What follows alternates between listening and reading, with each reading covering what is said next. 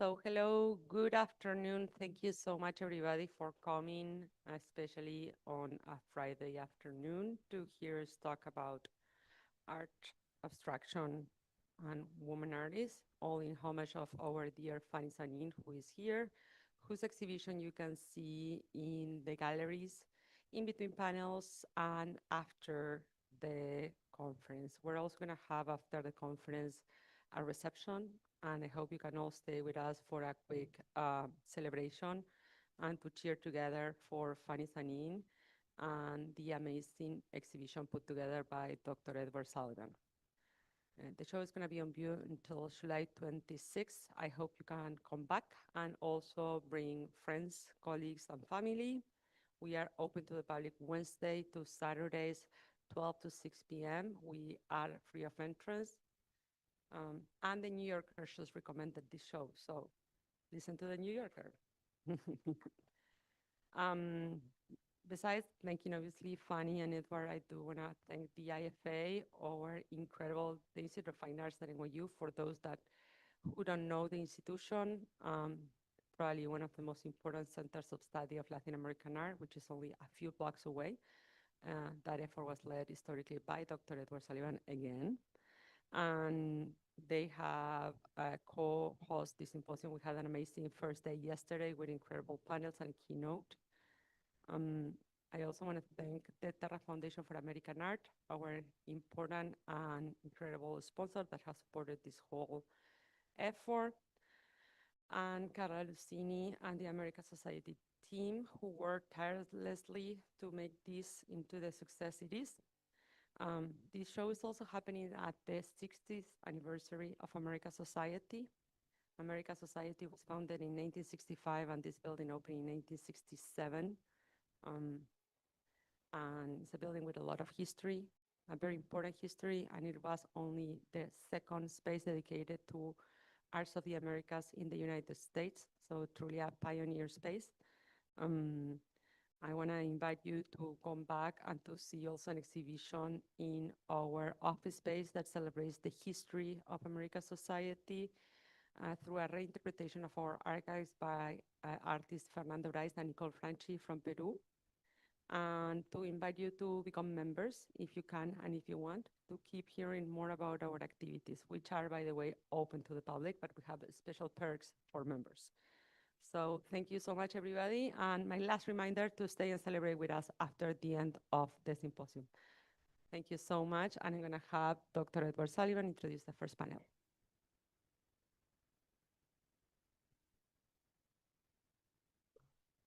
Thank you. I'm thrilled to be here, as I was thrilled yet to be there yesterday at the Institute. And for those of you who were unable to come to NYU's Institute of Fine Arts on 78th Street, I thought it was a very thought-provoking and very successful series of talks and questions. And most importantly, then and most importantly now, the woman of the year, of the decade, of the century is with us now, Fanny Sanín, and I would like to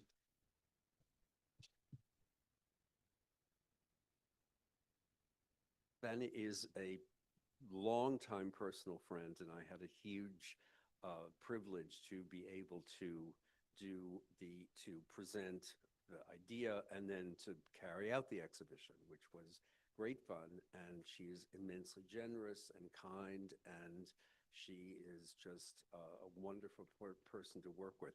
Actually, this is not my job today. I'm just supposed to tell who's going to talk and what's going to happen. But I can't, as a longtime professor, I can't let an opportunity go without saying some sort of anecdote.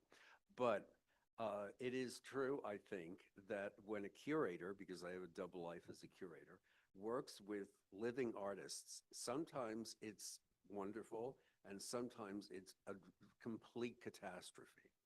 And this time it was more than wonderful, and Fanny has completely charmed everyone who works at the American Society and has been so gracious to everybody here and everybody who knows her. So I am privileged to be a longtime friend of Fanny and Meyer, and I am delighted that we got a great review that will come out in the print version, I think, in next week's New Yorker.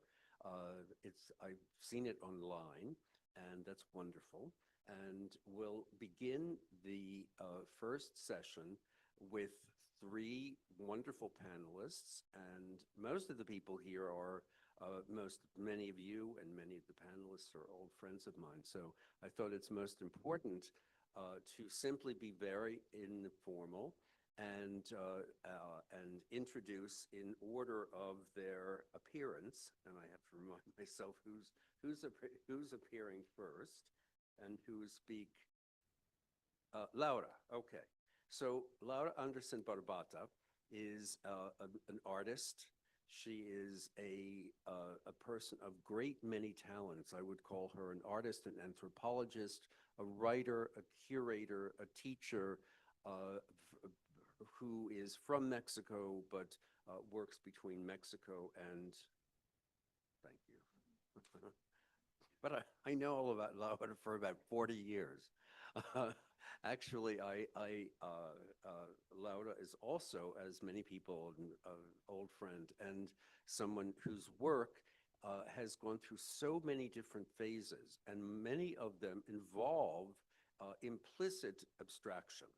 And I think that that is one of the things that she will express in her talk, the title of which I will tell you because I don't remember the titles. The Mother's Line, Intergenerational Transmission in Organic Abstraction. Now that might sound very, very abstract to you, but she'll make it crystal clear, believe me.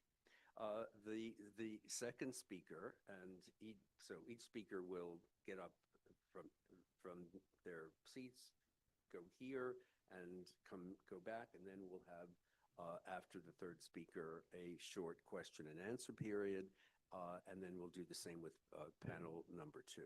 The second speaker in the first panel is Dr. Susan Aberth, and Susan Aberth is an art historian at Bard College, and she is also a multifaceted talent and has specialized for many years in art of the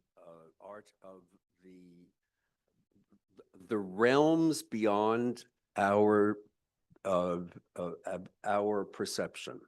I think that's a pretty good way to describe Susan's interests. To give you an example, her first major book that came out of her PhD dissertation at the City University of New York was and still I think the best monograph on Leonora Carrington. She spent many years living and speaking with Leonora in Mexico City, a very difficult task, I must say, because I knew Leonora myself. She was a brilliant artist and a difficult person, but the book was fantastic. And so many exhibitions and so many other essays after that about the occult, about aspects of the supernatural that Susan has investigated. And her talk is entitled Imagining the New Age, Women and Abstraction in the Americas. And then we have Manuela Wellhoffman. Manuela is a curator and but at the moment is curating at the Institute for the American Indian in Santa Fe, New Mexico.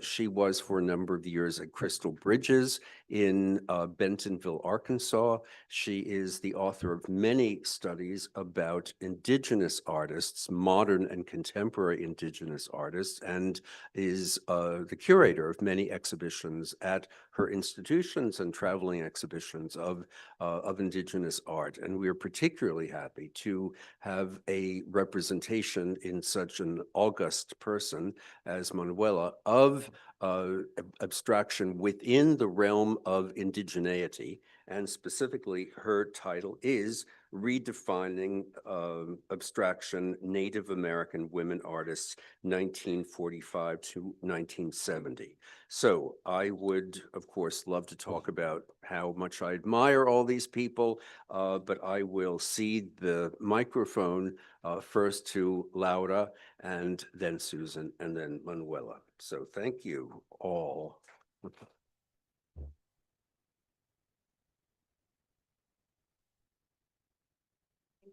Thank you, thank you, thank you. Tell me if this is correct. Thank you for that introduction. That's amazing. Thank you. And thank you for the invitation, Carla Lucchini. Thank you, Aime Iglesias. Also, it's an honor to be here. And it's an honor to be here with all of you. I'm nervous, okay? This is a high-end audience. So I'm going to take a photo of all of you. Yeah, nobody will believe me. Seriously. And now my camera is nervous too. Hold on. I'll do it. Okay, everybody ready? Uno, dos. Okay, now there's proof. So, okay, let's see. Get the clicker going.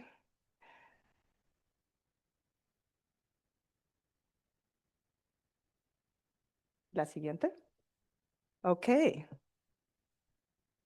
Again, I'm so happy to be with you today, as you can tell, but nervous. Our time is limited, so I'll jump right in. My work as an artist and educator has always begun with a prompt and a question. Look carefully and with attention in order to perceive with every part of your being. Now, what do you see? This approach has guided both my practice and my teaching, and it has led me to ask, how do we learn to see? And how does that way of seeing shape what we understand, what we create, and how we make meaning? Is that perhaps the foundation of our visual language? To explore this, I want to center our attention on a form of pedagogy that is often overlooked, and not only ask what we learn, but how we learn it. Not just the content, but the process of transmission itself. The everyday gestures, teachings, and perceptual tools handed from one generation to the next. Often, these come through maternal figures, mothers, grandmothers, caretakers, who guide how we see and how we make meaning. By foregrounding maternal transmission, I aim to affirm intergenerational, non-institutional embodied pedagogies, those that shape perception, not through formal instruction, but through presence, repetition, and trust. These are the forms of knowledge that shape not just how we understand the world, but what we create, imagine, dream, question, challenge, and maybe even need to change. Excuse me. One powerful example of intergenerational embodied transmission is found in the work of my colleague and esteemed friend, Sheronawe Hakihi'iwe, who, by the way, we will be showing together at Museo Rufino Tamayo in Mexico, February 2026. Sheronawe Hakihi'iwe is a Yanomami artist from the Alto Orinoco region of the Venezuelan Amazon. His visual language is rooted in the spiritual, ecological, and material knowledge of his community, all learned from his mother. Her teachings weren't formal or codified, but experiential and embodied, transmitted through repetition, gesture, and the everyday work of making. This pedagogy, through proximity, through shared time and space, through observation and care. She taught him how to see, and he learned how to draw by watching her hands.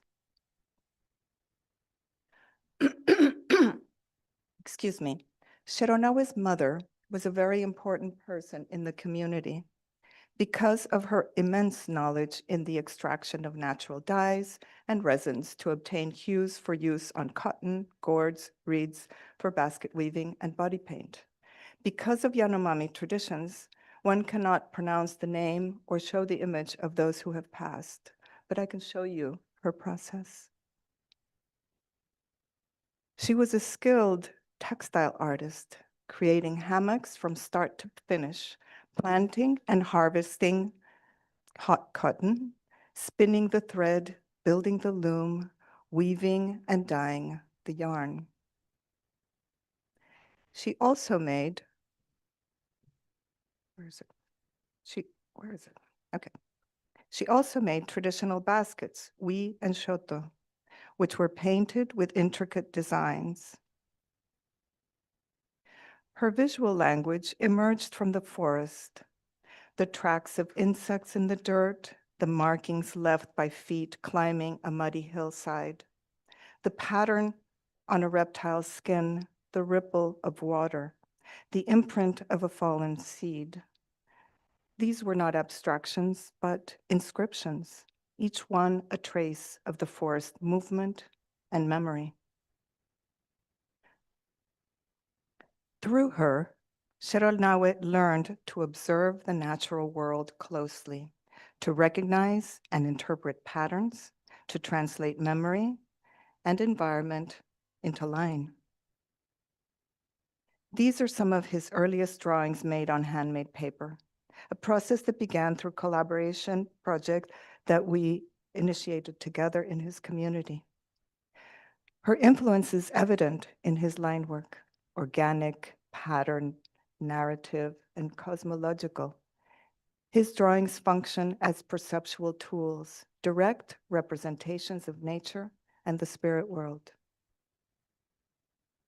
In Shironawa's work, we see a direct continuation of these forms of knowledge, visual vocabularies grounded in ecology, kinship, and cosmology, transmitted through a maternal line. Shironawa is very clear about his work and insists that these are not abstractions. To him, defining them as abstractions is to erase the lived experience that they represent. When I use the term organic abstraction, I'm referring to the distillation of lived experiences into form, marks and lines that emerge not from conceptual understanding, but from embodied encounters with the world. Each line holds memory. Each pattern contains the trace of a lived gesture. Excuse me, I'm sorry.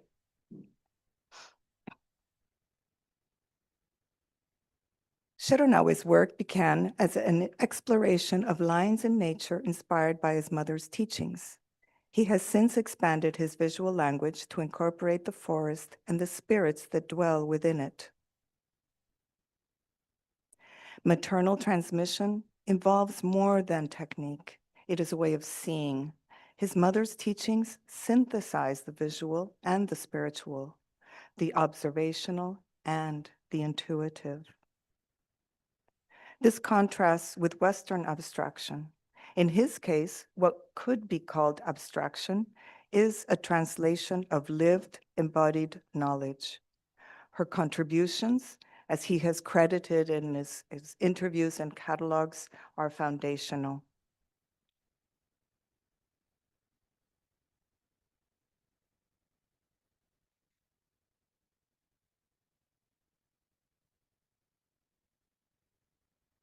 Recently, he has returned to his mother's teachings directly and created a series of uniquely personal drawings based on traditional Yanomami face painting.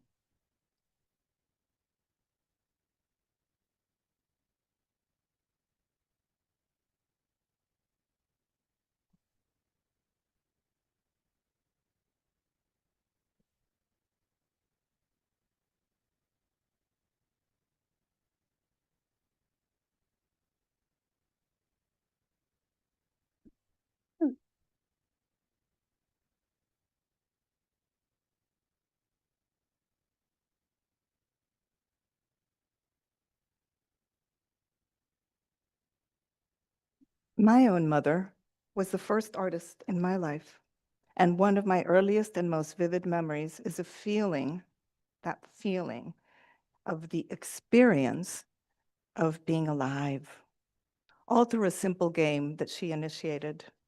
She would place a small white sheet over my crib, cover me entirely. Underneath, it was a world made of light, shadow, and air. I would lift the fabric with my arms and legs, watching it rise and fall, fold and billow. I was mesmerized by how the light filtered through it and how it created a glowing world around it and beneath it. It was a game of endless variation, quiet, absorbing, and never the same. It was magical, and I would play for hours, and it remained one of my favorite games long into past infancy. So tomorrow morning, do me a favor and try it. You have to release the sheet, top sheet, right? So it's not tucked in, and then just look at the light coming through and look at your skin, at the textiles underneath, all the fabrics. It's amazing. It'll entertain you for hours. It did me. Looking back, I see that it was more than just play. It was my first encounter with perception, with presence. What my mother gave me was not just a game, but a way of knowing how to look closely, to notice change, to find joy and discovery, and to sense the world through light, shadow, stillness, and movement. And it undoubtedly launched my early career as a photographer. At the age of 1, here, self-portrait with 2 adults, 1959, black and white photo on paper, 4x6. I mean, look at the composition. Okay. I have never since made anything more perfect, and I should have just quit there. But here I am. But back to my mother. She was an artist. She was a maker. She was a painter and seamstress. She made everything in our home, everything. She made all of our clothes and her own. She made our toys. She made jewelry, which she sold to tourists. She made lamps. She primarily worked with textiles, paper, and color. I was born in Ciudad de Mexico, and at the age of 4, we moved to Mazatlan, Sinaloa. I grew up facing the ocean, playing there every day after school. Our parents didn't give us store-bought toys. My mother encouraged us to make our own, to play with waves and to draw in the sand, to collect stones, shells, and seeds, and to invent our own games, make our own toys in our own world. She taught me how to observe, gather, and create, how to see the world through material and sensory engagement. These experiences shaped my relationship with light and shadow, form and gesture. To illustrate this, I would like to show you a selection of my drawings, specifically the Origin series. These black and white works use the most immediate materials, pencil, charcoal, and paper. They are attempts to draw seeds as they germinate, to capture not only the form, but their temperature and what surrounds and supports their development and the life that is stirring inside each seed and that surrounds them. The drawings are also of light, light as it passes through air, the temperature of light, of soil, of seeds sprouting and germinating. Remember the game with sheet? I think it's evident. The line in this representation is both literal and metaphorical. It connects generations and embodies embodied pedagogy. For both Cheronau and myself, that line is maternal, passed through hands, eyes, and gestures.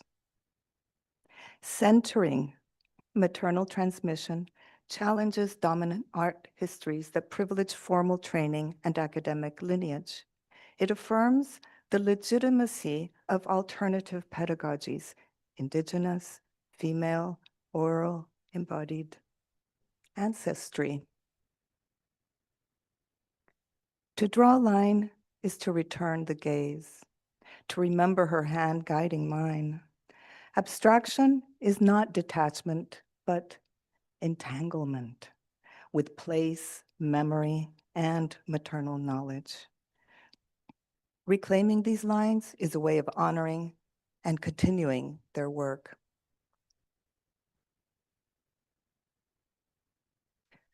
To close, I would like to also acknowledge the teachings of my grandmother, Julieta Culebro, who was from San Cristobal de las Casas, Chiapas.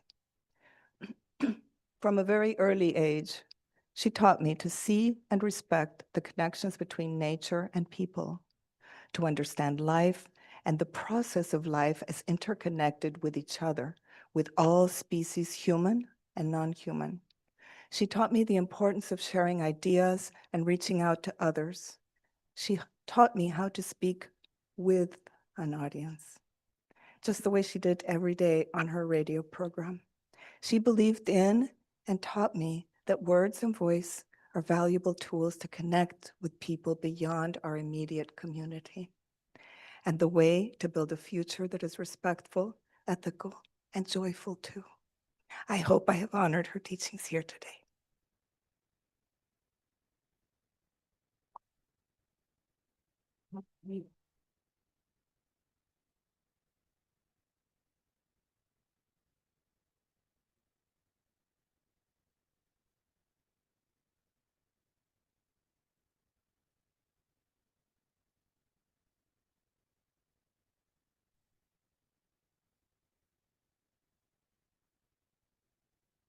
And now for something different.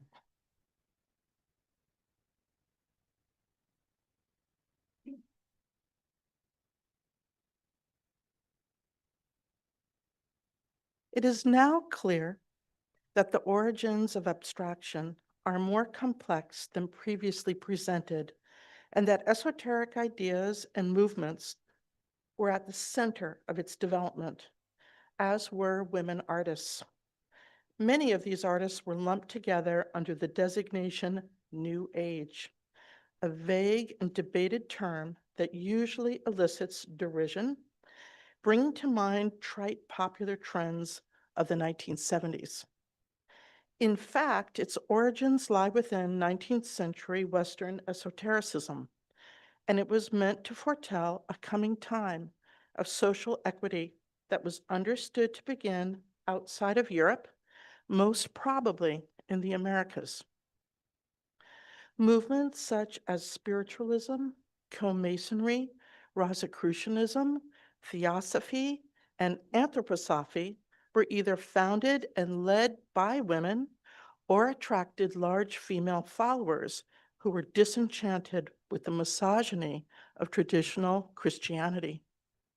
By the beginning of the 20th century, most of these organizations were well established throughout the Americas, where they sparked conversations about what a more egalitarian and spiritually advanced future would look like. Since Fanny Sanín has stated that she was deeply influenced by Kandinsky's text concerning the spiritual in art, especially his ideas on the spiritual potential of color, let's take a step back to consider that his 1912 text was in response to another widely circulated text published earlier in 1905, Thought Forms. Written by Annie Besant, the leader of Theosophy, along with her clairvoyant co-teacher, C.W. Ledbetter, Thought Forms outlined the psychic impact that certain colors, forms, and directional movements in art had on viewers. And this had a profound influence on artists of the time, like Kandinsky, Mondrian, and Malevich. Theosophy was an eclectic mix of Western and Eastern esoteric philosophies, but it took art very seriously as a powerful tool that could transform human consciousness. Another important player in this developing New Age thought was the Austrian occultist Rudolf Steiner, who, after heading the northern jurisdictions of theosophy, founded his own particular branch of what he called anthroposophy. He was also very interested in the potential impact that the arts could have on consciousness, and in his Swiss headquarters, he experimented with abstract forms in architecture and mural decorations, utilizing theosophical color ideas from thought forms. The Swedish artist Hilma af Klint was a spiritualist, conducting seances and receiving art instructions from the spirit world. She was also influenced by theosophy and ultimately became deeply involved with the teachings of Steiner. She worked collectively with other women, creating abstract imagery meant specifically for the spiritual advancement of humanity. Anna Castle was one of her earliest and closest companions, and in her abstract watercolors, she was employing a technique that Steiner promoted and taught called lasur, meaning wet on wet, whereby thin veils of watercolor are applied in a fluid manner as to blend organically, creating an otherworldly sense of expansion and immateriality. The Russian Helena Blavatsky, who founded Theosophy in 1875, specifically chose New York City to launch her movement, and her writings urged followers to move even further west because she proposed these areas were more ripe for spiritual actualization due to the quality of light and atmosphere. The social worker Catherine Tingley took this admonition seriously and left her work in Manila and Cuba, where she had established hospitals and schools, to found Loma Land. For over 40 years, from 1900 to 1942, Tingley ran this theosophical international headquarters from Point Loma in San Diego.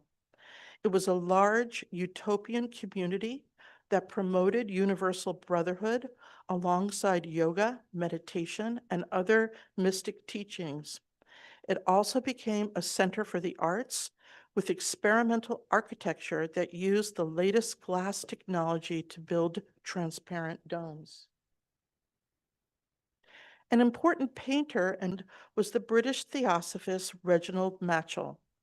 In this symbolist-inspired allegorical work, The Prodigal, we see the theosophical use of certain colors to express spiritual ideas. For example, pink represents pure affection, yellow is devotion to a noble ideal, and lavender is the highest form of spirituality. If we compare his work to that of Agnes Pelton, who was living and working fairly nearby in the Palm Springs area and who was very active in theosophy, we see the same color palette used in a similar configuration. Pelton here has evolved into an abstract vocabulary, but the notion of spiritual ascent towards the light is conveyed in a very similar manner. Pelton was also enthusiastic about Kandinsky's Concerning the Spiritual in Art, but later on her career, she became influenced by the artist Nicholas Roerich in New York City, who began the Agni Yoga Society, which was a blend of Tibetan Buddhism and theosophy, spurred on by the automatic writings executed by his medium wife, who channeled messages from Blavatsky herself as well as her so-called ascended masters. Pelton's post-war paintings rely less on landscape formats and become increasingly more abstract, acting like altars meant to facilitate meditation and expanding consciousness. Their colors and shapes continue to express theosophical values. Pelton was a major inspiration for the Transcendentalist painting group in Santa Fe, New Mexico, that operated from 1938 to 1942. Pioneered by Raymond Johnson and Emil Bistrom, These non-representational painters were inspired not only by Kandinsky, Mondrian, and Malevich, but also, like Pelton, the theosophical teachings of Roerich. Florence Miller Pierce, the only woman in the group, stated that her work, and I quote, should delve beyond the bounds of matter into a state of spiritual awareness. Spiritual values are too subtle to be revealed by physical appearances. They can only be represented by abstract form, which is universal. Centrifix, her painting, is in the form of an undulating cosmic flower whose spinning shapes are meant to kindle contemplative thought. The colors in her shell-like blue forms are meant to create a calming effect. And rising red expresses the notion of another important figure, the Russian esoteric philosopher P.D. Uspensky, specifically his ideas on the fourth dimension. One of the key texts for the Transcendentalist movement was Uspensky's 1912 Tertium Organum, translated into English in 1920. It had an impact on other artists as well. For example, André Breton was so taken with it that he called a special retreat in 1937 with Mata and Gordon Onslow Ford, among others, specifically to discuss it. An important outpost of Uspensky was a group on the outskirts of Mexico City and was attended by numerous surrealists in exile there, like Leonora Carrington and Remedios Varo. Although Carrington is usually associated with figurative surrealism, in fact, much of her work attempts to portray a numinous fourth dimensional space full of vibration, such as here in her Polyhedron of Hod. Another mystic who would have many disciples in the Americas was Gurdjieff, whose group in Mexico City was run by Christopher Fremantle and later by Eva Sulzer, the photographer who lived with Wolfgang Paulin and Alice Rahon. Gurdjieff's teachings stressed certain exercises meant to increase focus and self-mastery, and primary among them was weaving and other forms of craft. Many women were involved with his teachings, and this aspect specifically opened the door to a new consideration of textiles. This is probably why Carrington hosted in her home an indigenous family of master weavers for over 10 years, working closely with them to design finely woven tapestries for her designs that incorporated mystical scenes and symbols. Varro, who was much more involved with Gurdjieff than Carrington, expressed his ideas in her paintings, specifically depicting scenes of weaving textiles and threads as spiritual metaphors for the psychic fabric of the universe. Increasingly, women artists in the United States who worked in abstraction, often with underlying metaphysical ideas, are receiving attention. Two early examples are the sisters Juanita Guccione and Irene Rice Pereira, both working in Manhattan, but receiving very little success or attention. Guccione's style was a lyrical and surrealist-inspired form of abstraction, while her sister Irene painted in a more geometric mode. It is in this new light that perhaps we can view the textile work of the Colombian Olga de Amaral, whose tapestries have a transcendent spiritual presence, often hanging in midair as if actually occupying the fourth dimension.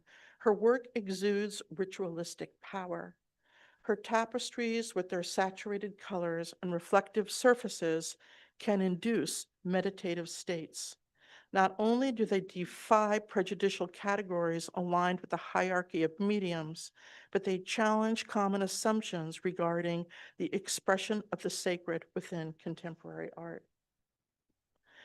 Amaral's silver and gold leaf work in particular references alchemy an ancient esoteric science incorporated into much New Age philosophy as a metaphor for internal psychic processes of spiritual integration and refinement.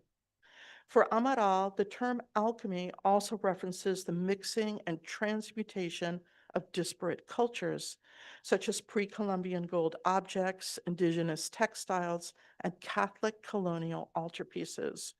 Her work combines the structure of weaving with the modernist grid, while its airborne qualities also evoke miraculous apparitions and mystical notions of ascension. A final quick nod to the pioneering women of spiritualism, begun in the 1840s in upstate New York, and which then spread over much of the world. This movement liberated women from passive religious roles in Christianity to become active spokespeople for voices from the other side, and their modes of contact had important repercussions for the history of art. Before Hilma af Klint began channeling messages, 19th century mediums were creating incredible works of abstract art, such as the case of the British Georgiana Houghton, who, in addition to making these extraordinary multi-layered colored line drawings, had the audacity to organize a gallery showing of them herself in London in 1861, arguably the very first abstract art show ever. Many mediums were from the working class and were more familiar with the feminine production of textiles, and their channeled messages took the form of needlework. For example, the French medium Jeanne Trippier embroidered her abstract messages during trance and utilized such domestic materials as sugar and hair dye. For this, she was labeled a megalomaniac and admitted into a psychiatric hospital in Paris. Still today, much of the work of spiritualist mediums is to be found under the label of outsider art. Another example of a medium who channeled abstract messages onto textiles was the British Madge Gill. Blind in one eye and often working in the pitch dark, she drew onto 15-foot bolts of cotton and embroidered brightly colored garments and rugs. She never signed even one of the thousands of artworks she produced because she said she didn't do them. In Spain, the medium and theosophist Josefa Tolra also channeled abstract embroidery patterns onto shawls and other materials, and her many trance drawings resemble embroidery. This working class farm woman began channeling after the age of 70 and was a sought after medium in Barcelona that poets and artists like Tapias consulted often. Her work has only recently surfaced, and I believe that now we will begin to see more and more of this kind of artwork by women using unconventional techniques and materials and inspired by unconventional spiritual sources. And I'll end here with Brazil, with the Valley of the Dawn, a New Age community founded in the 1960s by an ex-truck driver named Nieva Chaves Zelaya, located outside of Brasilia.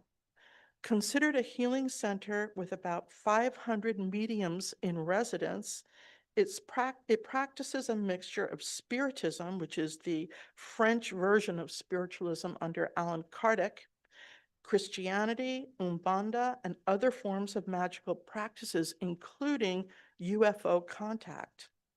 There is an emphasis on creating brightly colored and ornate costumes to be worn in ritualistic processions around symbolic structures, such as Egyptian pyramids and a large statue of Yemaya. The community offers psychic readings, healing from alcoholism, has a school, a restaurant, an auto repair shop, and a New Age bookstore. So in conclusion, esoteric New Age spiritual movements provided a jumping off point for artists to formulate a new abstract visual language based on spiritual forces. And in this way, they could become active agents of social transformation in the world. In the face of catastrophic wars, their idealistic experiments were an attempt to transform a materialist and corrupt world into a place of greater harmony. Thank you.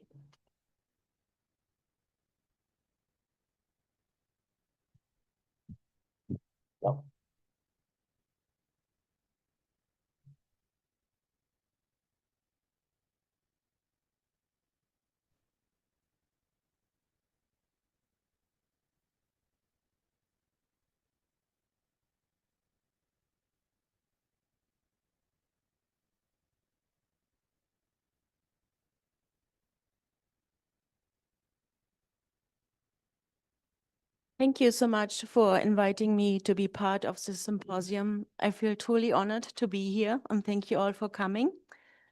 The first part of my presentation provides a brief historical overview of the Institute of American Indian Arts and its role in supporting Indigenous women artists working in abstraction, followed by a closer look at their individual approaches. Focusing on Native women's contribution to post-war abstraction, I explore how these artists challenge dominant art histories by merging indigenous influences with modernist strategies, ultimately redefining abstraction through their unique cultural perspectives.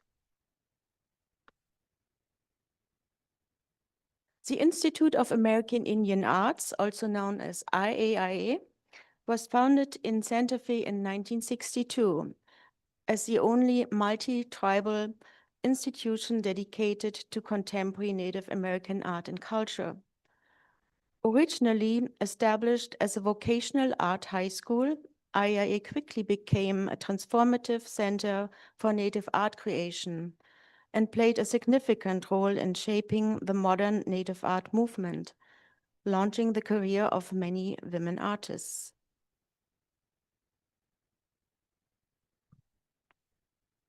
Before IAA, Native art education was shaped by assimilation policies. During the 1920s and early 1930s, teachers were directed not to allow Native students to create Native-themed artwork. In addition, many Native American youth were involuntarily enrolled in government-run boarding schools, further distancing them from their families and cultures. After federal policy shifts in the 1930s, Santa Fe Indian School art instructor Dorothy Dunn encouraged her students to embrace Native subject matters. However, art historians later criticized her for teaching students a nostalgic, decorative painting style that reinforced stereotypical depictions of Native American life.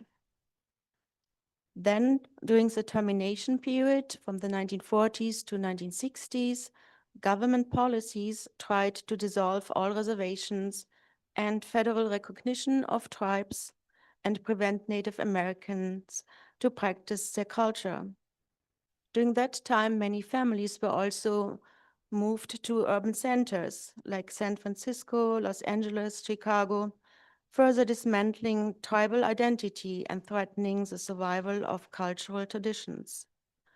Realizing a great loss of art and culture could result, the Rockefeller Foundation supported the Southwest Indian Art Project from 1960 to 1963, which offered contemporary art instruction to Native youth with great success and laid the groundwork for IAE's founding.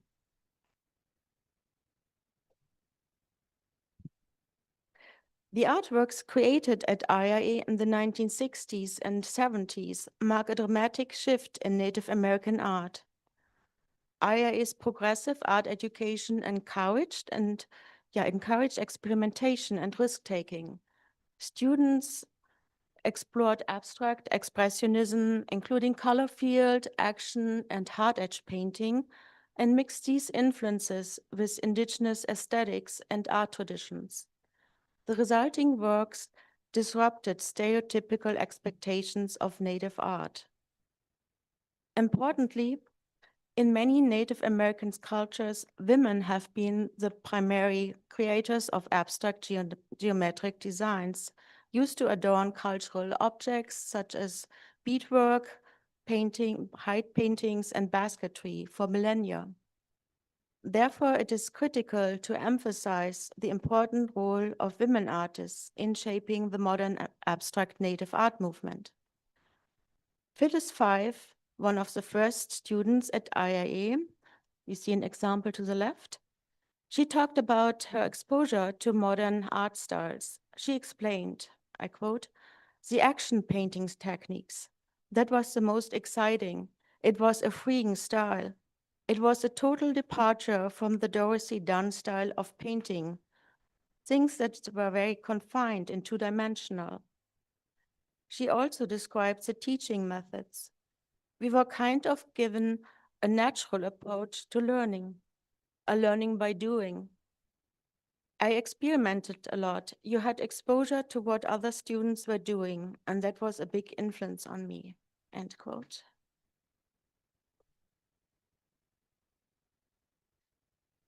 Red Price attended IIA from 1964 to 1968 and developed her own style of geometric abstractions on canvas. She experimented with customary curl parfleche designs combined with hard-edge painting techniques. Parfleches are envelope-like containers for storing and transporting food and valuable belongings.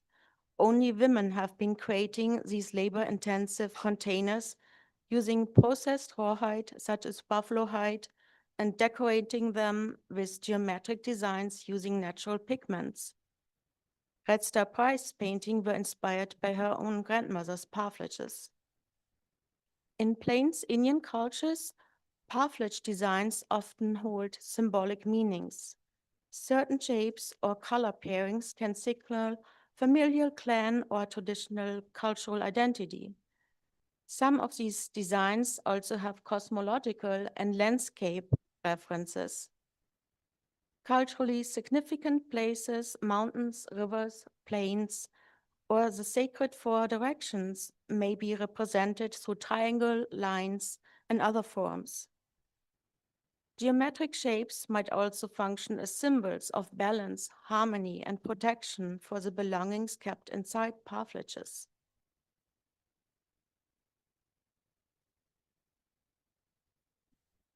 Alice Loisel is known for her action paintings at IIA.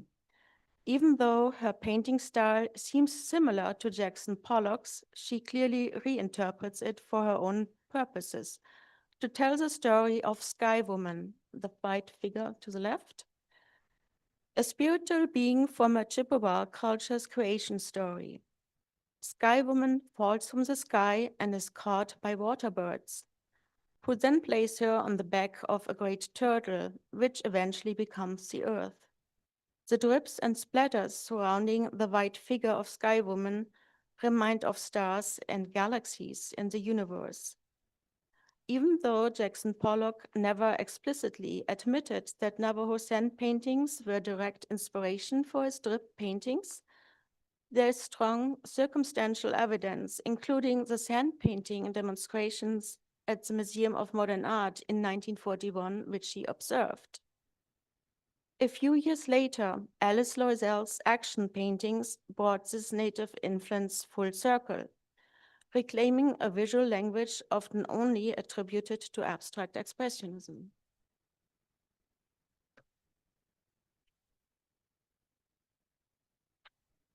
Born in Phoenix, Arizona, Linda Loma Haftower was among the first students at IIA after attending Phoenix Indian School.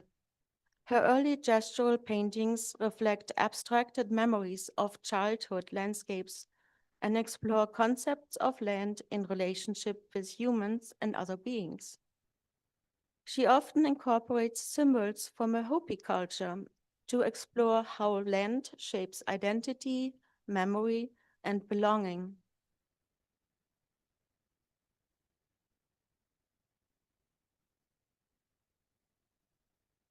Luma Haftover was part of a select group of IIA students awarded scholarships to the San Francisco Art Institute. The only woman in the group, which included T.C. Cannon, Earl Biss, Kevin Red Star, and others, she was also the only one to graduate. Luma Haftover vividly colored psychedelic compositions from her San Francisco years marked a bold departure from her mystical earth-toned abstract desert landscapes of her early IIA days. Influenced by the California Light and Space and Bay Area figurative movements, her work nevertheless retained a strong continuity.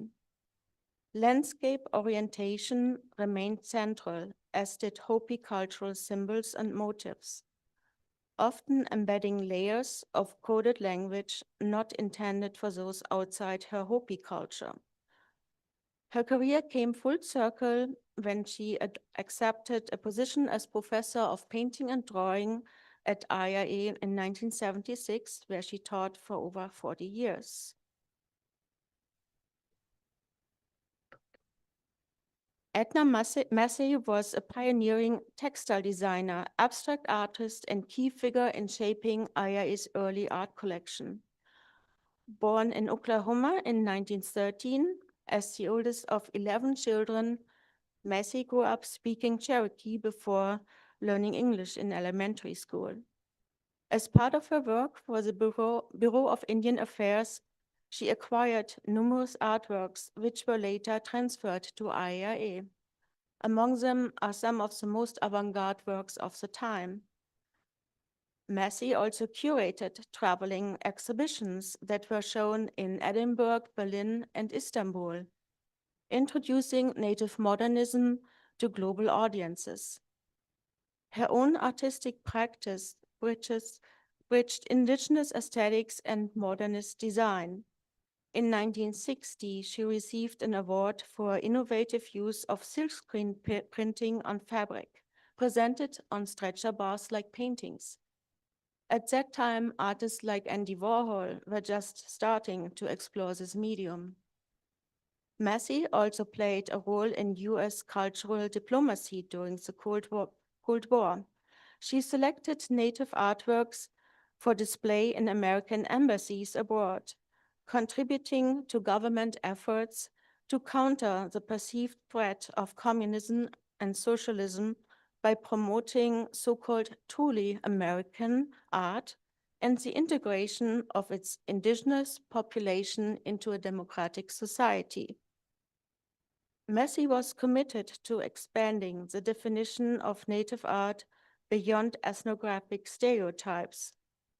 Through her innovative practice and advocacy, she helped lay the groundwork for the recognition of native modernism internationally.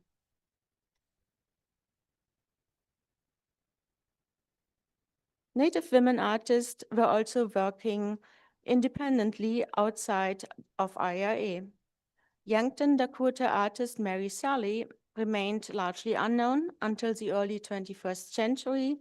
Her work was brought to light by her great-nephew, Harvard historian Philip Deloria, in his 2019 book, Becoming Mary Sally, Toward an American Indian Abstract.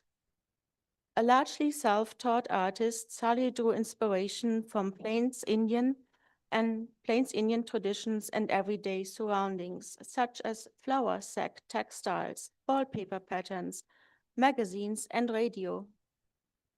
Sally's most notable works are her personality prints, 134 sets of vertical 3-panel portraits in color pencil depicting public figures she encountered in Time magazine and Ladies' Home Journal, such as Fred Astaire, Gertrude Stein, and others. The top panel usually depicts abstractions Mary Sally associated with a person, for example, an object or characteristic forms.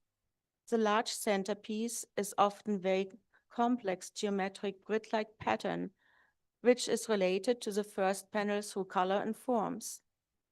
The small bottom image repeats aspects of these forms and colors and rearranges them into Native American-like designs, which relate to her Yankton Dakota cultural identity.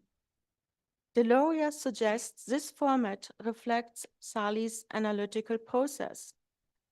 Her works evoke multiple and simultaneous perspectives of people, time, and space. The concepts of simultaneity and transformation or shapeshifting is part of Dakota culture, which likely influenced Sally.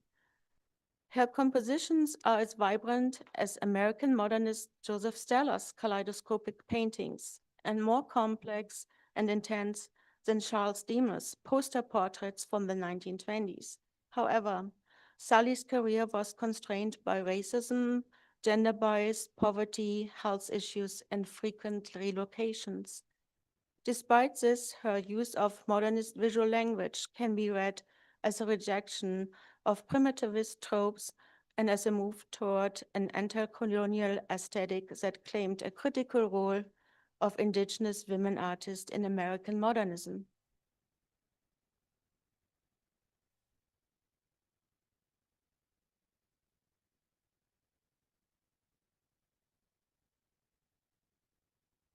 Can you switch to the next? It's the last slide.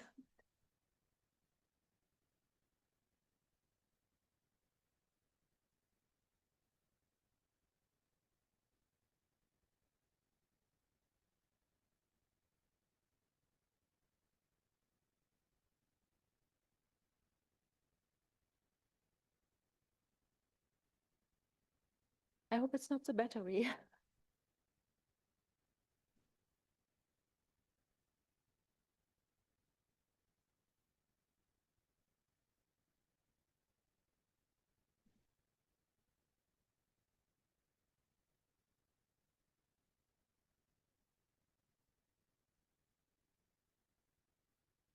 A short break. I learned yesterday it helps to stretch. So feel welcome to get up.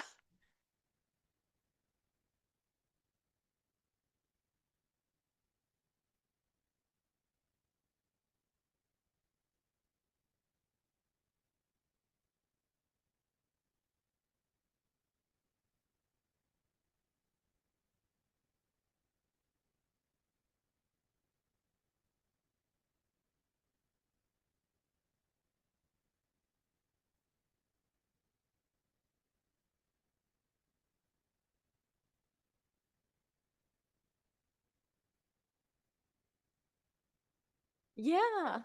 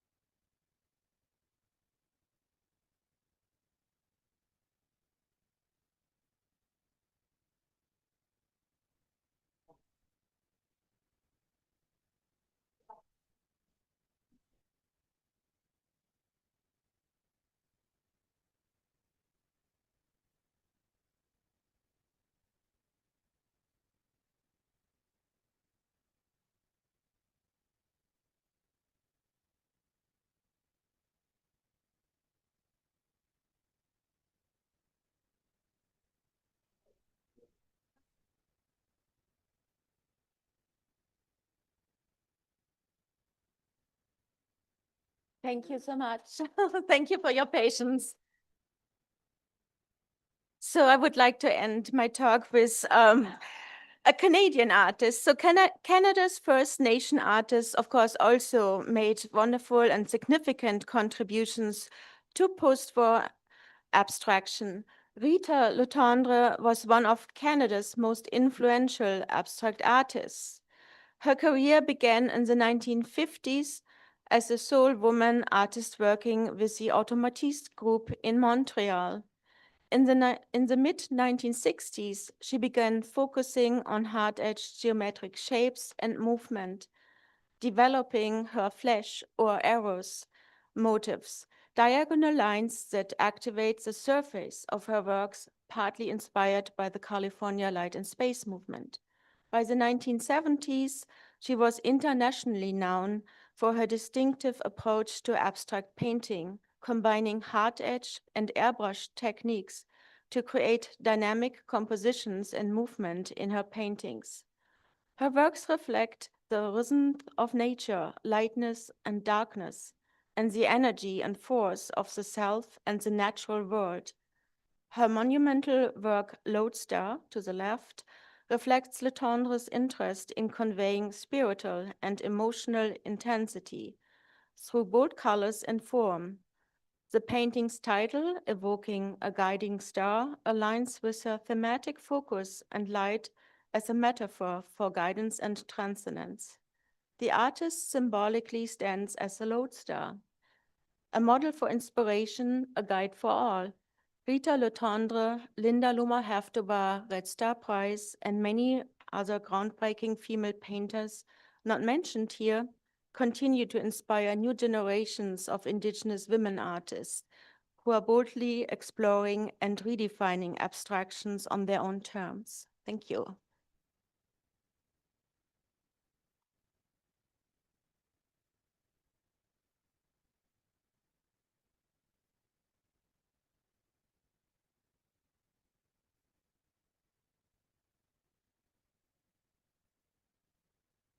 Right.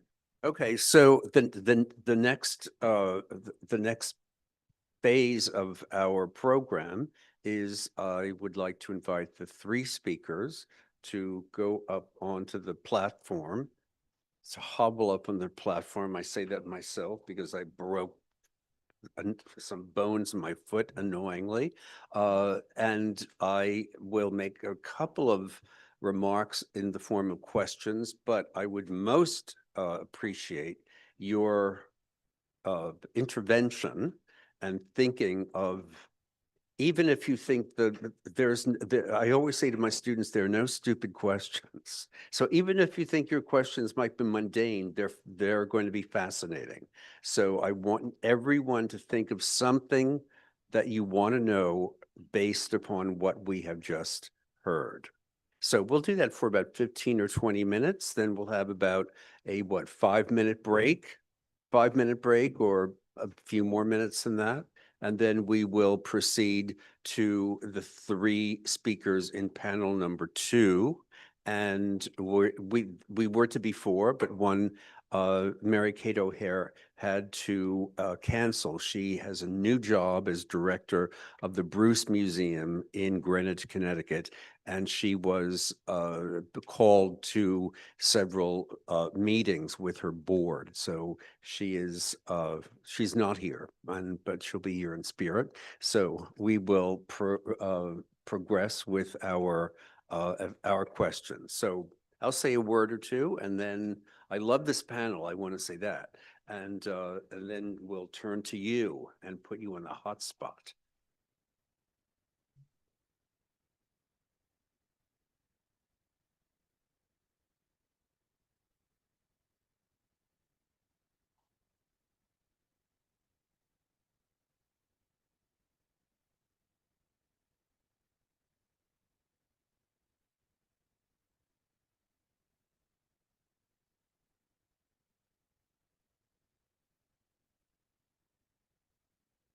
I broke the bones in my foot. So anyway, I wanted to say just one or two things about this panel, because as I said a moment ago, I loved it. Mike? Oh, all right, all right. I have to tell a personal anecdote. I'm sorry, before I continue. Many years ago, there was a series of lectures given at the Metropolitan Museum of Art. And it was at a time when there were many Mexican exhibitions in New York and a huge Mexican show at the Met. And I was kindly invited by the Metropolitan to be one of the 6 speakers. And they were every week for 6 weeks. And the speaker that preceded me was Octavio Paz, the great poet and essayist. And just the morning I was to give my talk, Octavio, who I knew for a number of years, won the Nobel Prize. So you can imagine how I felt about giving my lecture, and he had just given a brilliant lecture only a week before. So I started. I congratulated Octavio, and everything was fine. But there was someone sitting in the first row who throughout the entire lecture said, "I can't hear you. I can't hear you. Speak louder." I finally stood up and I said, "Madam, if my voice could carry to the heavens, I would do that, but it can only reach to the top of this auditorium." But then I was told that this person did this at every single lecture. So anyway, I don't know why I told you that story, but at any rate, this was a wonderful panel, and I was particularly interested in it for several reasons. One, that it addressed pattern and decoration. Of course, there's the pattern and decoration movement that existed in this country and beyond in the 1970s and 1980s, and many of the same sources of inspiration that were just discussed in the panel that ended a few moments ago were central to the pattern and decoration movement. I was very interested in the fact, of course, that that the so-called, if you pardon an expression that not everybody likes, a female sensibility was present in this conversation, and I do consider this series of 3 talks as a conversation because I think they dialogued beautifully with each other. And then it also brought back to the table, as it were, or to the podium, the subject of the overall subject of abstraction and the art of Fanny Sanín. And if you when you go down and look at the art of Fanny, or many of you have already seen it, the idea, of course, of abstraction, but of pattern and of meaning is present. Many people often think, and many critics often say something about geometric abstract art as simply the lines, concentrating on the lines or concentrating on the colors. But in the case of Fanny Sanín, and many other artists too, but Fanny particularly, I think, and is someone so adept at creating a language of color and of line that this art goes so far beyond a conventional denominator like geometric abstraction. So I just wanted to pose a general question, and that's all I will do. Oh, I also wanted to say that I love the fact, Laura, that you invoked your mother and your grandmother, because that is, I think, very central to the female experience of both male and female artists, is so often central to the development of their creativity. And I can also say that, even though I'm not an artist, I'm an art historian, but my mother was a very talented artist who was very, very insistent upon the power of communication of images. And that evolved in many, many ways from my very earliest childhood, and that continued as a leitmotif throughout the development of the creativity on the part of the rest of her 8 children, some of whom became designers or artists. And I thought that was a really brilliant thing to do, because many times that is not taken into account. So that was very greatly appreciated. At any rate, I wanted to pose the question of a subject that maybe is not one that you want to talk about, but I'm interested to know that you've all spoken about female artists. Is there a female sensibility that that you could speak of? Is there something that is innate in some aspect of the work that you've discussed or the work that you see in the galleries downstairs? I don't know if anybody wants to comment on that in a positive or a negative way. Maybe I start. Please, yes. When I look at the artists I presented about, particularly Red Star Price comes to mind. In many native cultures, especially Plains Indian cultures, so many art forms are passed on from one generation to another. And in her case, so she was deeply inspired by the Crow parfleche tradition.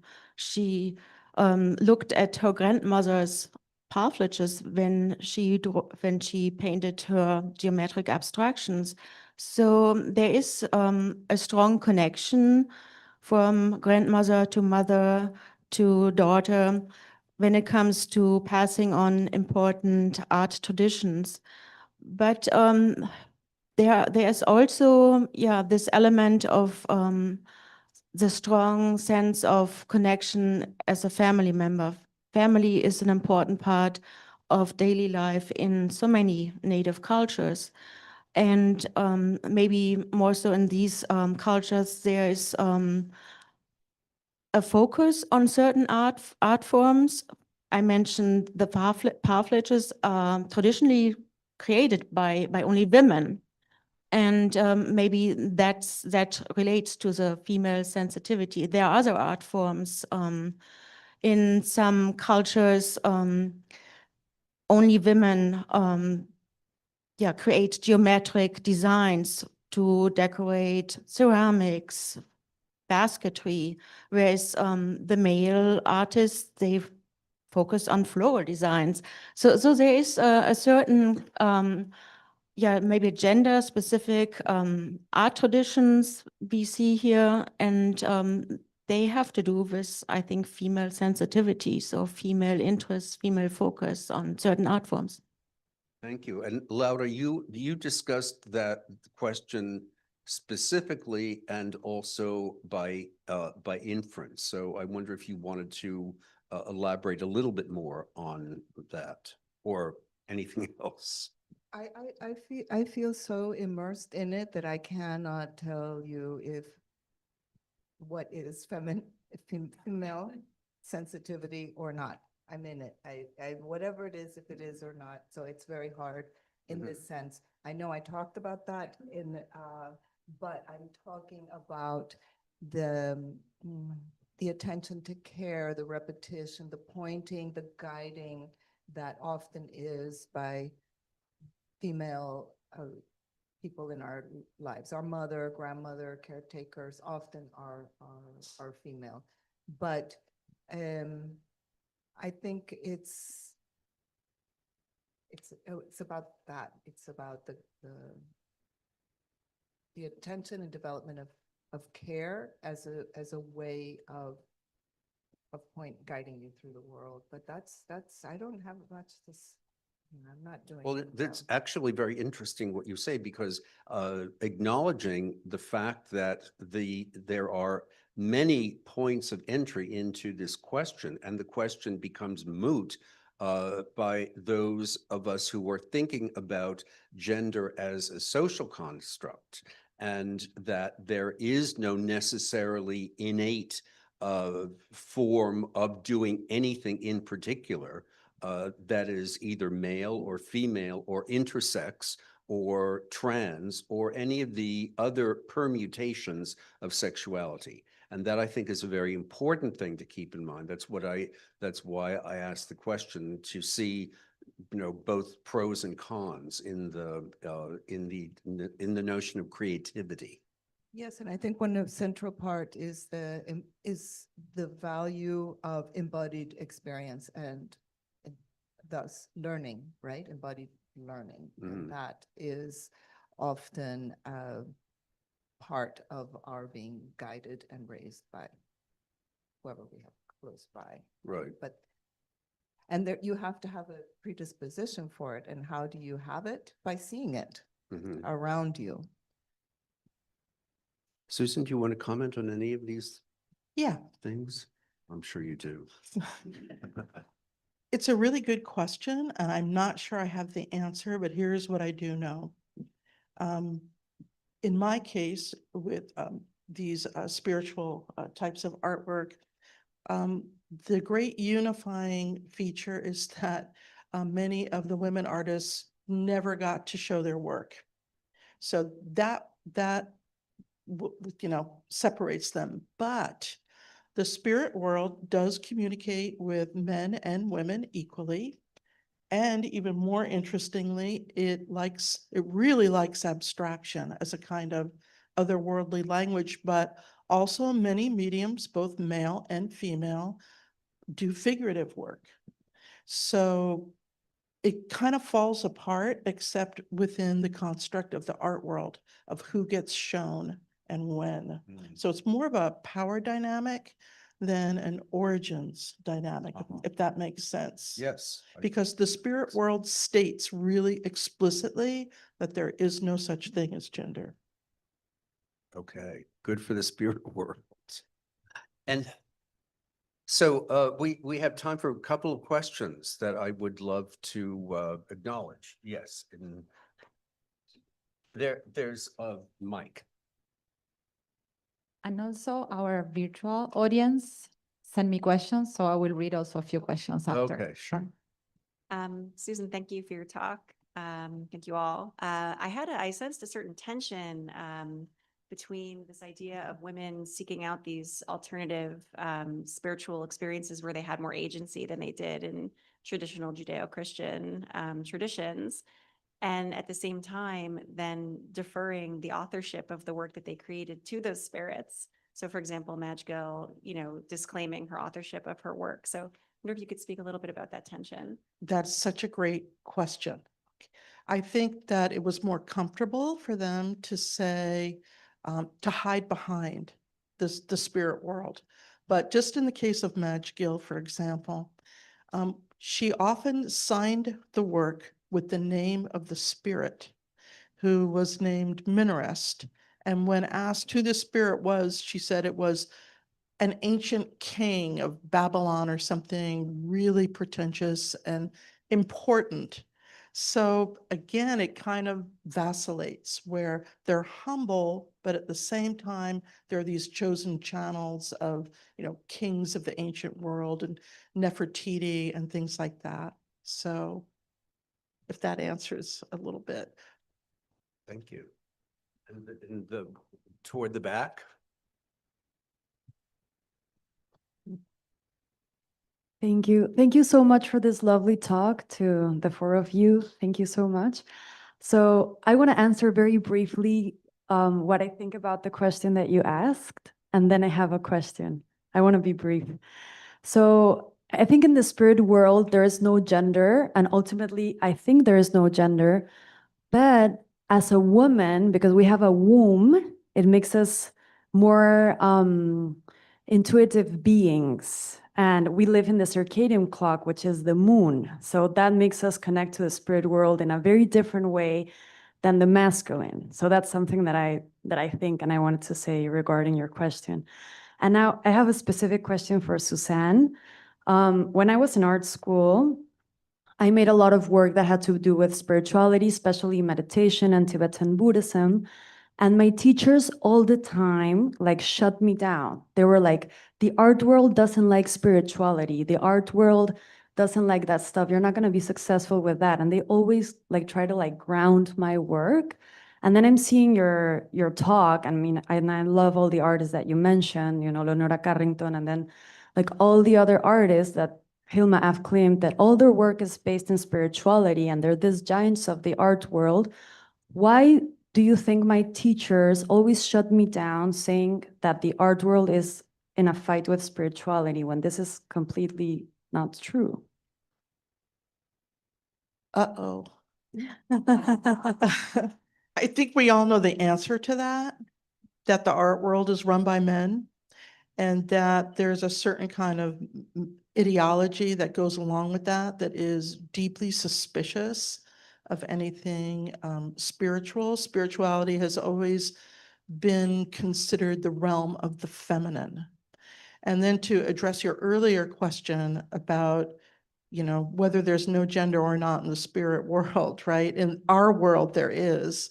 And again, according to spiritualist doctrine, not mine, people, you have to incarnate in certain genders to learn those particular lessons.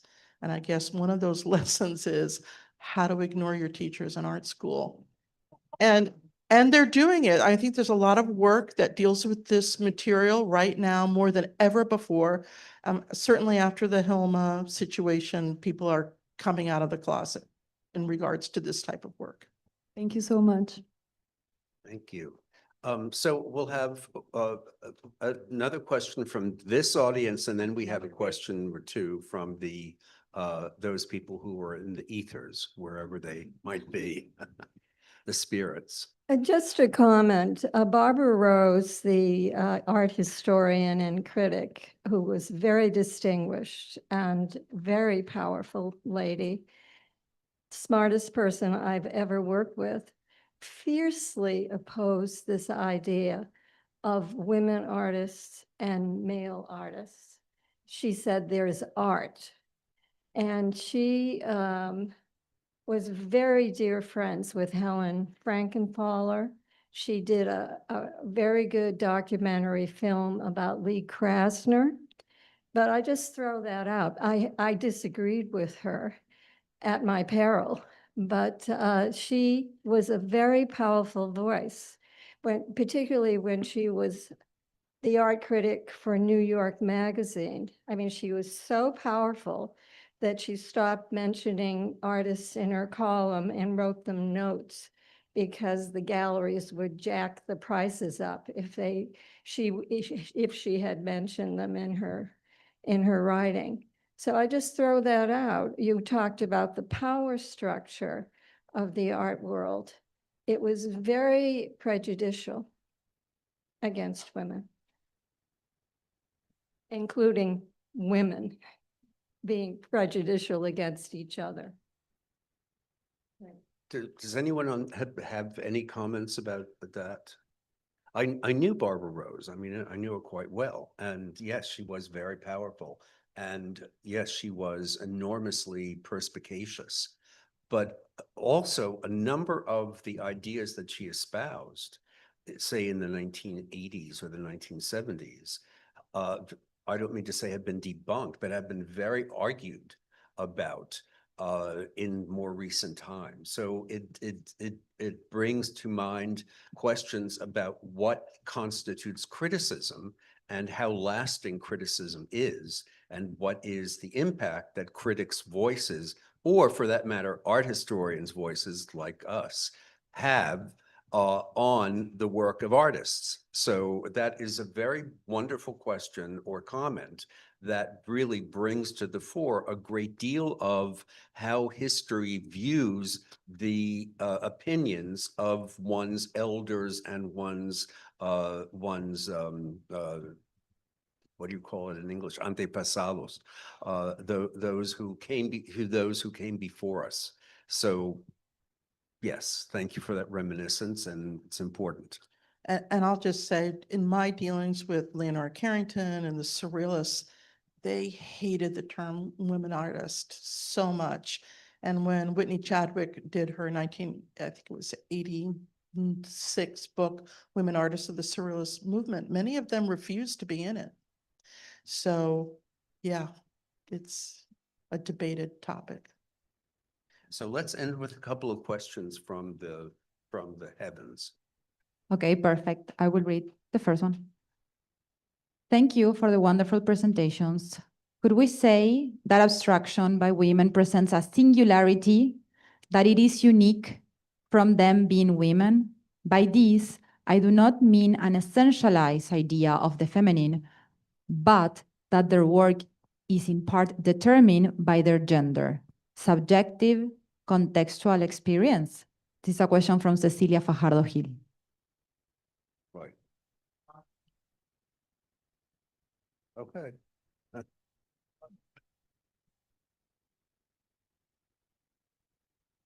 I don't know, I couldn't resist the subject at hand, so I thought.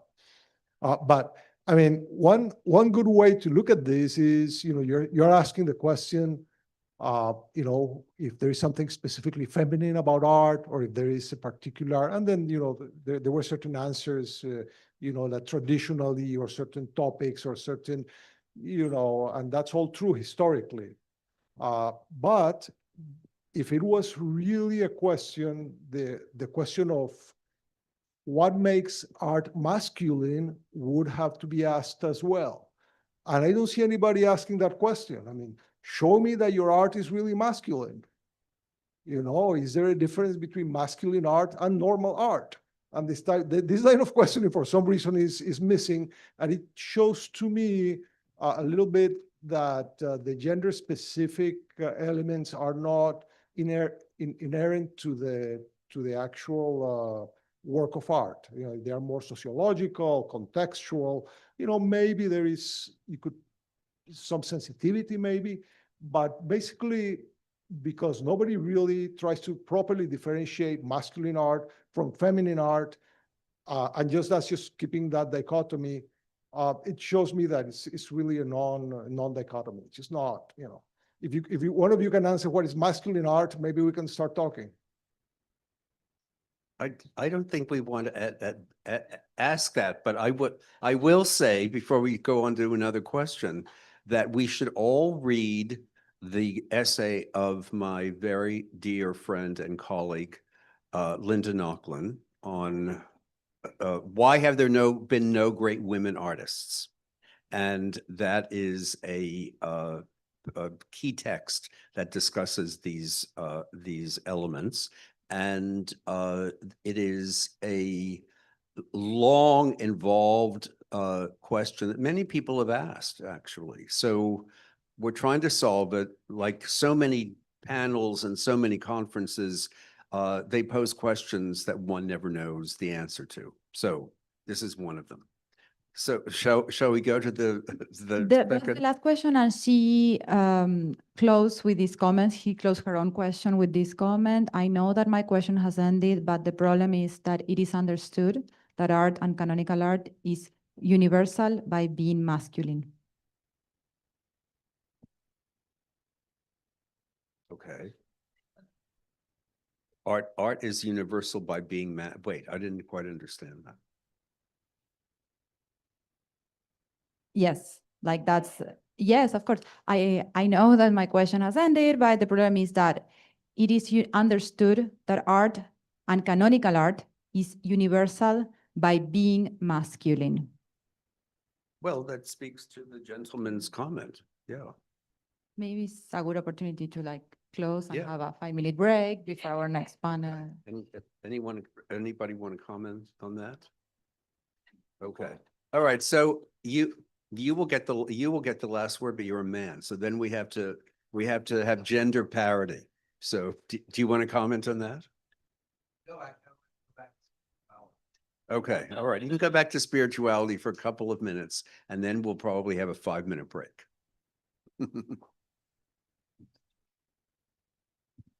Thank you. I'd not to cut off the fascinating topic of masculinity and femininity, but as regards to the question of the denial, the repression of the awareness of spirituality in abstraction and in art more general, it is truly very strange. In the 1960s, there was a foundation created for the study of art, religion, and culture that set out to explore this in depth. And it included an art historian whose name you may have heard, Alfred H. Barr Jr., the founder of the Museum of Modern Art.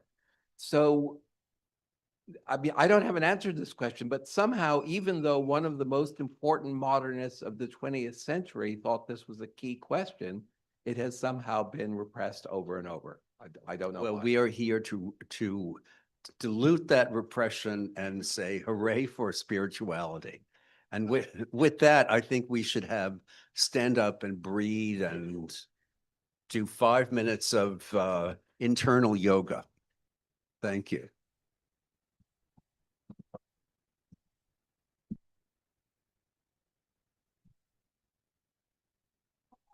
So thank you, everyone. In 5 minutes, we will start our third panel of the symposium, second panel of the day.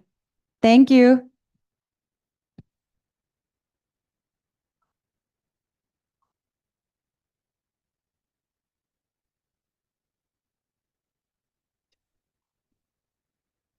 Planning it. I knew, yeah, I was gonna do it yesterday, and then I was like, I have one more day. Yeah, and so then I was like, I just leaned against it, and I was like, that's not solid. It's like, I was setting, I don't know if this is just like for me or if you're feeling it. This is a lot, but I hear the number. Much. Because it was like this same amount of time that we had advisors like today, but we had an extra speaker at one time in the panel, so they were very fervent and very high level insight. Like it's like, not that this is easy either, but like.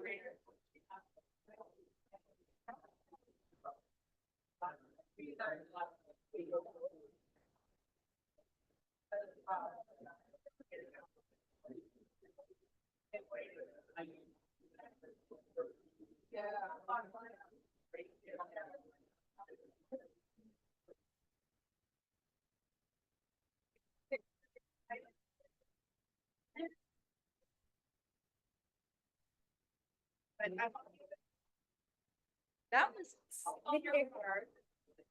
And that they all felt that way too. That was like, that was and like the voice. Femininity, all of this.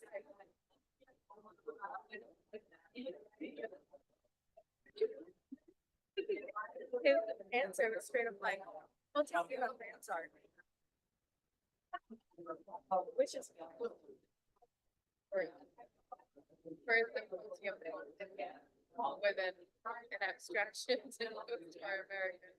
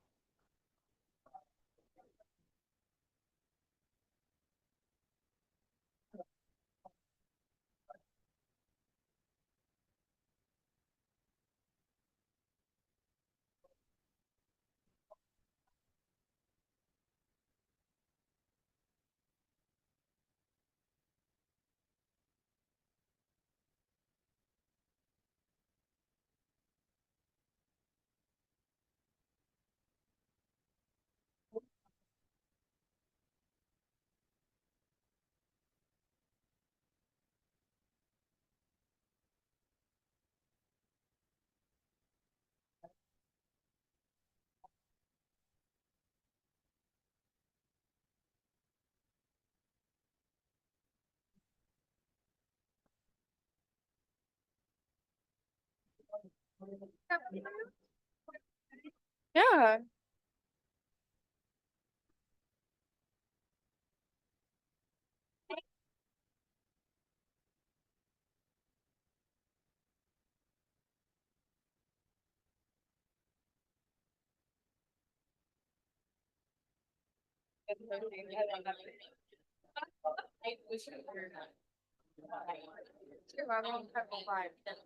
Today, I might have read. That's in my Wikipedia page. I was sitting right there and I read her. I read on the train and then I was like, but that's, I'd be prepping on train. You're a good thing.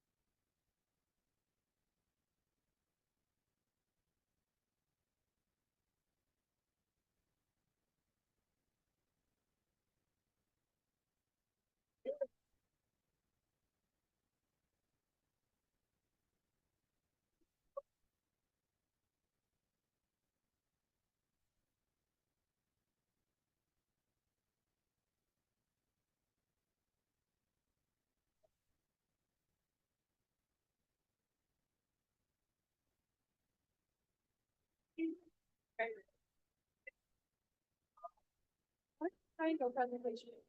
I know we sort of ended up there, but I always feel weird switching in the middle of this. Then I'm like, oh my God, give me one.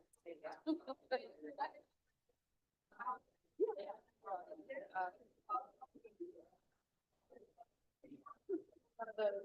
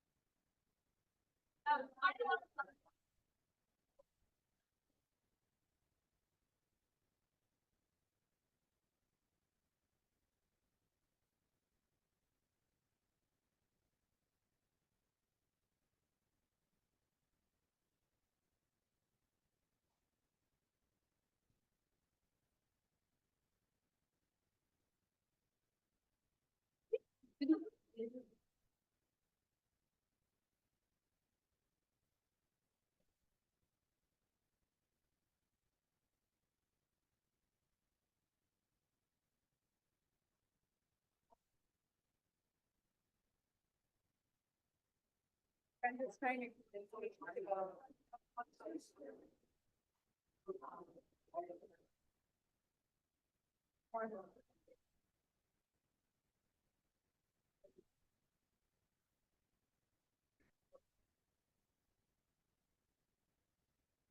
One of these people.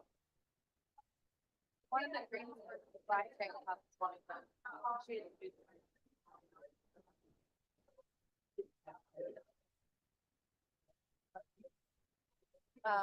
She just came up and she was like, no, I don't think.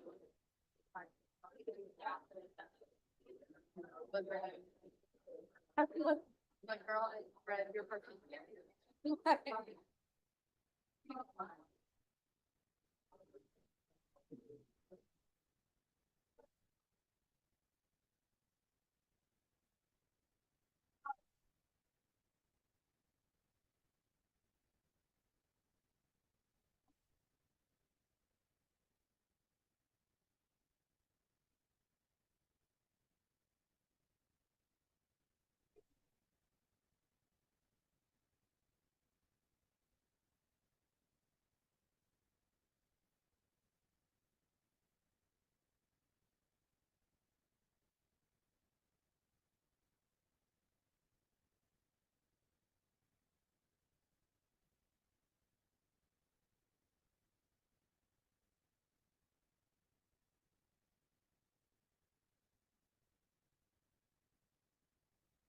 Okay.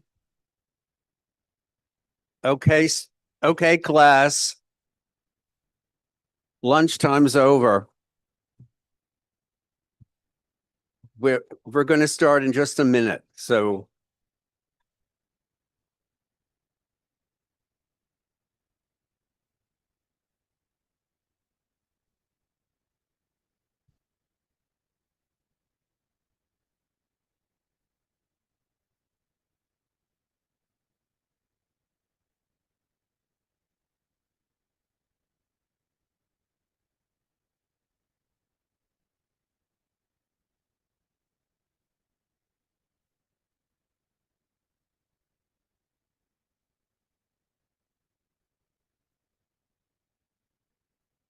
okay, I think our second panel will be a little bit shorter than we had envisioned. As I said earlier, one of our panelists was unable to come at the last minute. So we're very sorry that she's not here, but it will give us a little bit more time to have a discussion. And the one that we just had was very lively, and I wish we could continue it. But we have fascinating people to hear from now.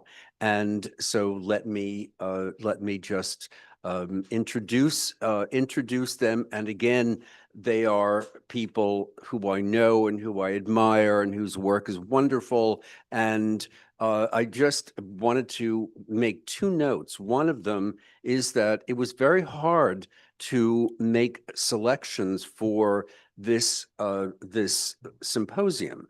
And we did have a certain constraint, like all projects have financial constraints, and so that limited the geographical areas.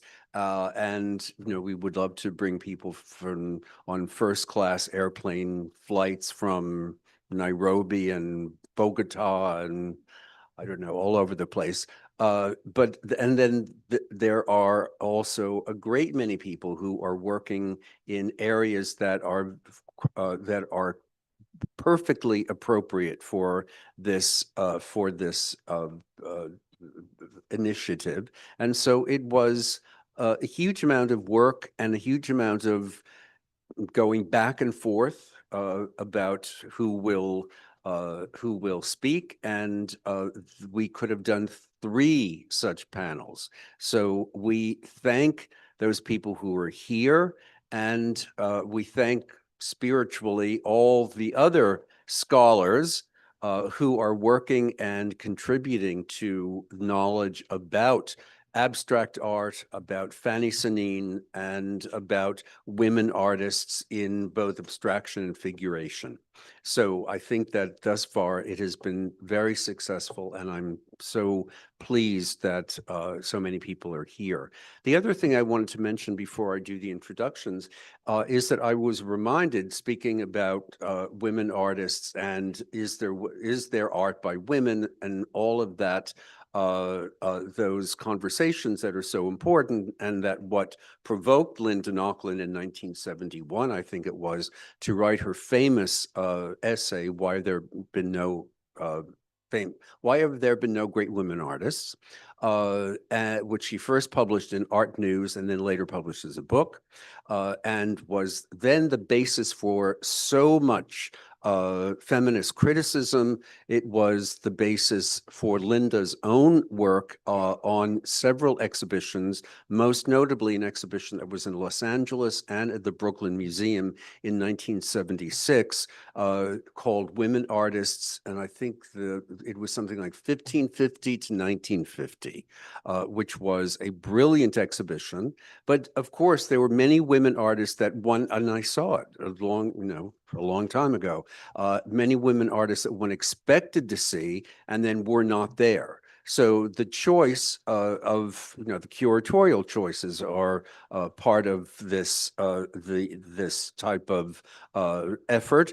And also, as Susan was saying, in the Q&A a few moments ago, a number of artists do not wish to be characterized or to be classified in one way or another. And that goes for artists who don't want to be classified in any way.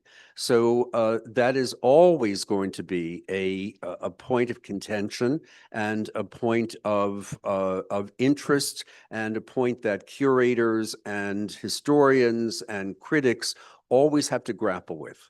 And so in that spirit, I was reminded of a very important exhibition that happened in London and then traveled to Arles in the south of France on women artists and abstract expressionism. And it was the point of the exhibition, and Fanny Sanín was included in that exhibition with one of the works that is downstairs. Fanny, as many of you know, was also included in this past year's Venice Biennial with an abstract expressionist work. But the point of that show was to underscore the opposite of the received knowledge that abstract expressionism was a male or a masculine or whatever gender assignment you want to use type of art. And it was, I think, a very important effort and a very important event to make that clear and to show women from all parts of the world, not just Europe or North America, who were involved equally in the abstract expressionist movement beginning in the 1940s and then into the 50s and beyond. So That is just a couple, those are just a couple of ideas to think about to expand what we were talking about a few moments ago. And I thank those of you who asked questions, and I will be very grateful for questions that we will have at the end of this panel. So this panel has three equally fascinating and accomplished individuals, and let me make sure I have the right order. Okay, so the first of them is Elizabeth Ferrer. Liz Ferrer is like so many people in this room, an old and dear friend, and mainly an esteemed colleague. Liz Ferrer has worked in a number of institutions, in this institution, the Americas Society in BRIC in Brooklyn at El Museo, and has curated widely and has written, particularly in the area of photography, some of the most fundamental books that have set the tone for contemporary debates and contemporary discussions of what is Latino and what is Latinx photography. So her book entitled Latinx Photography is something that everyone should know very well. And that's only one of many, many other books that I would love to talk about, and I've been impressed and inspired by. So, and the she'll talk about on validity and invisibility, learning from Raquel Rabinovich, an artist who very recently deceased artist who was well, I'll leave it to Liz to discuss. Okay, I have many thoughts about Raquel Rabinovich, a great artist, and Rachel Vorsanger, who just became a PhD or ABD, as they say, who passed her PhD oral exams at the Tyler School of Arts at Temple University, and I know her very well as an MA student at New York University Institute of Fine Arts, and she is a colleague and a friend, and she is doing work on one of the artists that I have become completely fascinated by through recent exhibitions, and that is someone who was for a long time known principally as a dealer, and this is Betty Parsons. And Betty Parsons' gallery and Betty Parsons' championing of artists was critical for the art world in mid-20th century, but her work, her own abstract work in 2 and 3 dimensions, the most recent exhibition of which was at the Alexander Gray Gallery just on Broadway in Tribeca, was extraordinary. I first saw her work actually at a beautiful show at the gallery of the Graduate Center on 34th Street and 5th Avenue. But illuminating what the gift of Betty Parsons was, what the gift that she gave to New York audiences and beyond, is something that is going to concern Rachel in the near future. And she will talk about Betty Parsons. And then Zuna Massa is a curator who is now at El Museo and has done extraordinary work at El Museo. And I just very recently saw her exhibition on Candida Alvarez. She is from Puerto Rico. She works in Puerto Rican art and Latin American art. And the exhibition that is a spectacular exhibition on Candida Alvarez, which is one of 2 shows that are currently on at El Museo. I'll give a little plug for them. The other is of the Brazilian spiritual artist Mestre Gigi, Master Didi, and the combination of this abstract expressionist modern artist and the self-taught Brazilian artists in this exhibition that parallels it is absolutely breathtaking. So there's a breathtaking show here, of course, of Fanny's art, and then you can continue your pilgrimage up at 104th Street and 5th Avenue at El Museo del Barrio, and Suna's work will be on view, and you can see it there, and she will talk about Candida Alvarez with us today. So After that, I will give the podium over first to Liz Ferrer.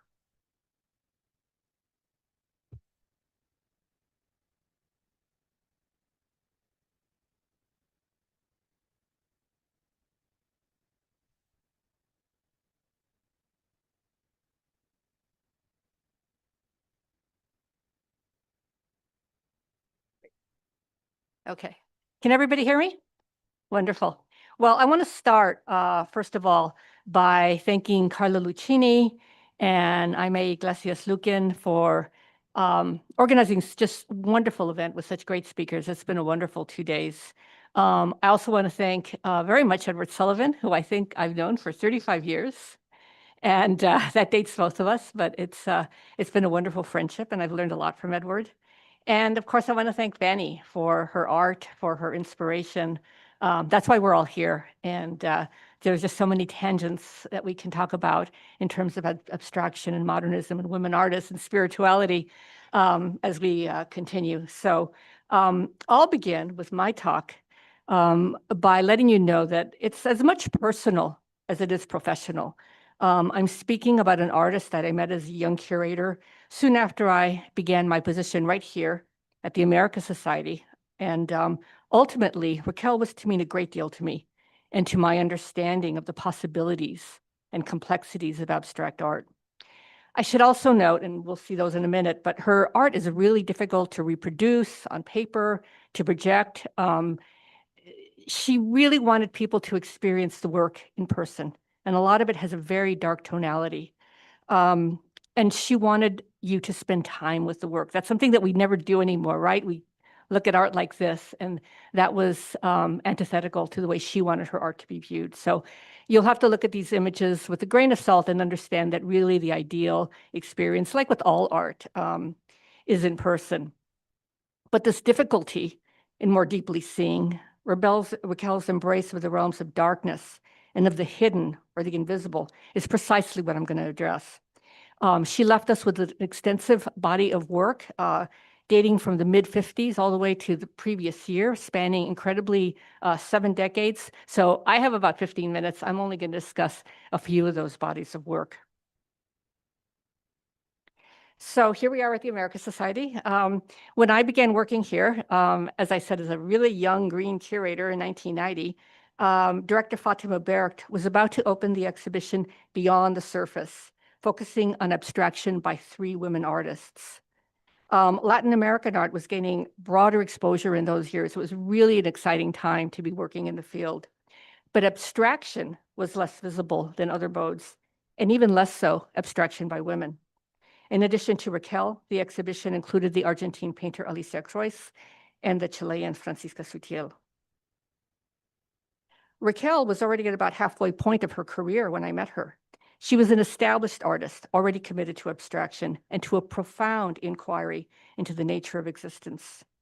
She was born in 1929 in Buenos Aires to a Russian and Romanian Jewish immigrant family.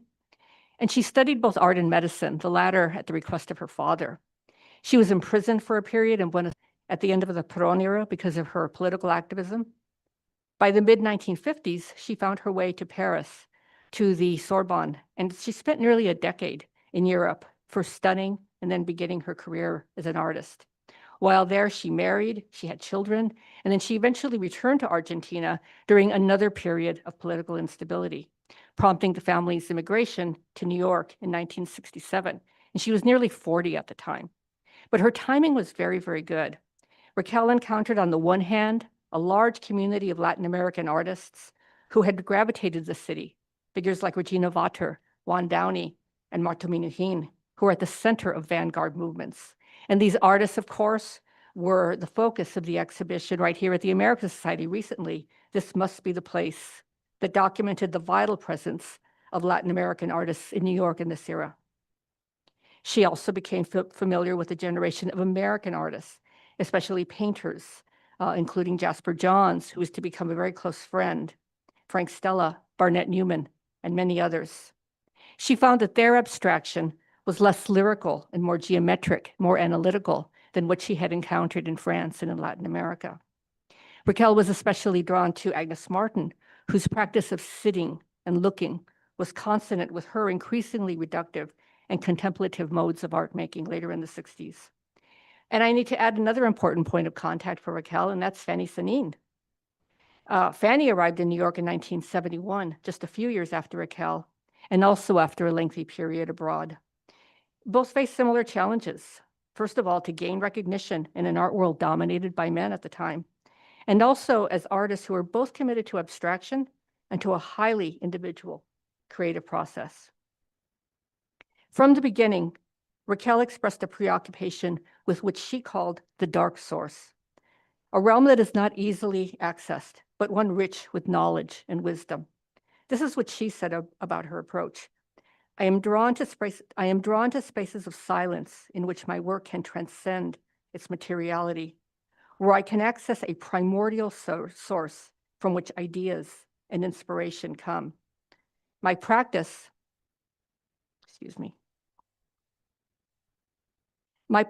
emerges from that source and attempts to enact that emergence. My fascination with the undefinable nature of existence has spurred my lifelong exploration of these concealed aspects of existence lying behind the appearance of things, thoughts, and language. Through my work, I seek to reveal which is concealed, emerging into view, to make the invisible visible. I believe that Raquel's affinity for these dark spheres was in her DNA, in a predilection for rumination, for needing to dig below the surface of things. But it was also rooted in her Jewish ancestors' history of persecution, her imprisonment in Argentina, philosophy, like Plato's allegory of the cave, and places that she sought out during her travels, like the inner sanctums of temples she visited in India. As she said, everything I witnessed left a mark. I was open to everything. I absorbed everything. When I met Raquel in 1990, she was focusing on her Cortons series of paintings and works on paper, named after a kind of sacred architecture, shrines surrounding hidden objects that she saw in Nepal in the late 1980s. In her catalog essay, Fatima Berkt noted that these essentially monochrome works were memorable for their apparent bareness. As Berkt discussed, the fullness of Rabinovich's expression became visible only through sustained viewing. The compositions revealed intimations of architectural forms, visible beneath layers of paint, and hints of light suggested by the modulations of flickering brushstrokes. Here, Raquel aimed to conjure those concealed aspects of existence that reveal themselves only as one gazes over time at the canvas. Moreover, during a period when she was immersing herself in Eastern philosophy, these paintings were indexical to her lived experience. The fact that they do not easily reveal themselves is akin to the path of spiritual enlightenment, which is by nature slow and difficult.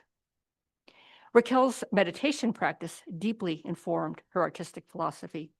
Fittingly, she followed the ancient technique of vipassana, which means to see things as they really are. It involves a rigorous process of self-purification through self-observation. And so we can see in both her meditation and in her art an ongoing search, a desire to find the means to more deeply grasp the nature of existence. Raquel moved to the Hudson Valley in the early 1990s, and she began to work with the land, rocks, and water to create installations along the banks of the Hudson River. She titled these constructions essentially mounds of rock that suggest ruins or ritual forms, emergences, evoking the Buddhist principle of samsara, the cycle of death and rebirth. Much like Fatima Berkt's response to Raquel's paintings, what struck me about these works was their near invisibility in plain sight. Passers-by would not necessarily identify these amassings as an intentional creative act. It was unclear what rocks were native to a site, what had been rearranged, and what had been added. And in contrast to the formal rigor of her paintings and her earlier glass sculptures, which I wish I had brought slides of, because especially in regard to a lot of the conversations yesterday, it would have been really interesting to see these panes of glass that she arranged into sort of architectural sites. But in contrast to those works, here, Raquel ceded control to nature and to time itself. The contours of these works change daily, seasonally, and over longer periods with the ebb and flow of tides, falling leaves, or snow cover. Eventually, some rocks sunk into the muddy riverbank, some simply drifted away. And here we see one in Beacon. Upon its completion in 2009, and just a couple weeks ago, I actually took a trek with a friend along the Hudson River, and after a bit of time and looking, we actually found it. So it was really wonderful to see it changed, but still present. And as Raquel noted, this continuous evolution driven by nature, the sense of the work never being finished, echoes our own existence. In the early 2000s, she began a parallel series, The River Library, submerging sheets of handmade paper into mud, first collected along the banks of the Hudson, to create works that could be seen as purely abstract or wholly representational, registering her process in the unmediated materiality of Earth. Friends began sending her containers of mud collected from the Ganges, the Rio de la Plata, the Arno, and many other rivers around the world, allowing her to assemble a veritable library of their dried sediment in colors ranging from pale gray to ochre to deep brown. Her manner of presenting these sheets as single-leaf drawings, simple collages, as diptychs like the open pages of a book, and rolled into scrolls, spoke to her growing interest in language. And here she refers to ancient clay tablets, the earliest form of written language, as well as to a kind of language that is literally subliminal, embedded in nature, quiescent until brought into light. Raquel saw the River Library as a repository of history. Mud was not only medium, but container, a receptacle of abstracted or synthesized knowledge. Remnants of organisms are embedded within it, and the water reifies generations of human habitation and movement along the waterways. In other words, a form of knowledge is embedded in each page. It may seem inscrutable, but it is a constituent element of each work. When Raquel rolled and sealed these works, she evoked Hermetic knowledge, alphabets, and languages yet to be deciphered. When she assembled them into sculptures, they indeed connoted an ancient library. These works are unusual in her oeuvre because of their implied political content. Mud from the Mississippi or the Hudson attested to environmental degradation. Mud from the Rio Grande to migration and border crossings, and from the Rio de la Plata. That mud held a truly hidden and traumatic dimension, the remains of the disappeared. In evoking the library, Raquel was also returning to literature, which was foundational to her intellectual formation. During her student years in Buenos Aires, she frequented the Biblioteca Nacional, and she came to know its director at the time, Jorge Luis Borges. She extensively read his work, along with that of Neruda, Garcia Marquez, Luisa Valenzuela, and many other authors. And in the last decade of her life, she turned to poetry. From about 2015 onward, she produced an extensive series of small-scale drawings dedicated to poets ranging from Rumi to Derek Walcott, Emily Dickinson, Jerry Graham. I could name many, many others. She was widely read. Raquel absolutely admired their poetry, but to offer a literal response was beside the point. Rather, we witness an artist seeking to visualize affect and, as with the River Library, comprehending language as something infinitely generative, parallel to the way that light and dark, visibility and invisibility structured much of her work. The antipodal qualities of language and silence now equally informed her thinking. Her quest was to limn the inutterable, to grasp a mystical form of knowledge that I believe later in life must have seemed to be in closer reach. In these drawings, words and letters become abstractions, a form of mark making freed from specified meaning. Some exhibit loose tangles of calligraphic line, like this one. Others, more solid geometric forms. And some offer a more clear allusion to language with letter-like forms that never congeal into recognizable words. While the individual drawings are measured, even meditative, in the aggregate, they manifest a sense of the ecstatic. Raquel produced hundreds of these works, and although small, They magnify the sense of consciousness being relayed with every mark, every gesture. As Raquel explained to me about these works, there is no one meaning. The meaning is inexplicable, and yet it is inexhaustible, because consciousness itself is in a continual state of emergence. Raquel died in January of this year at the age of 95. In the end, I realized that all of these materials, her paint, ink, mud, stone, etc., were primarily means to an end. For Raquel, the goal was to enact over and over this concept of emergence through the processes like concealing, revealing, marking, and making. She was often termed a minimalist, but she didn't like that term. She scoffed at that term. She called herself a maximalist because in her mind, her work was a kind of a way of being able to register every thought, everything that she had seen, everything that she had felt in life. And her work meant to mirror her consciousness and really the essence of being. Thank you very much.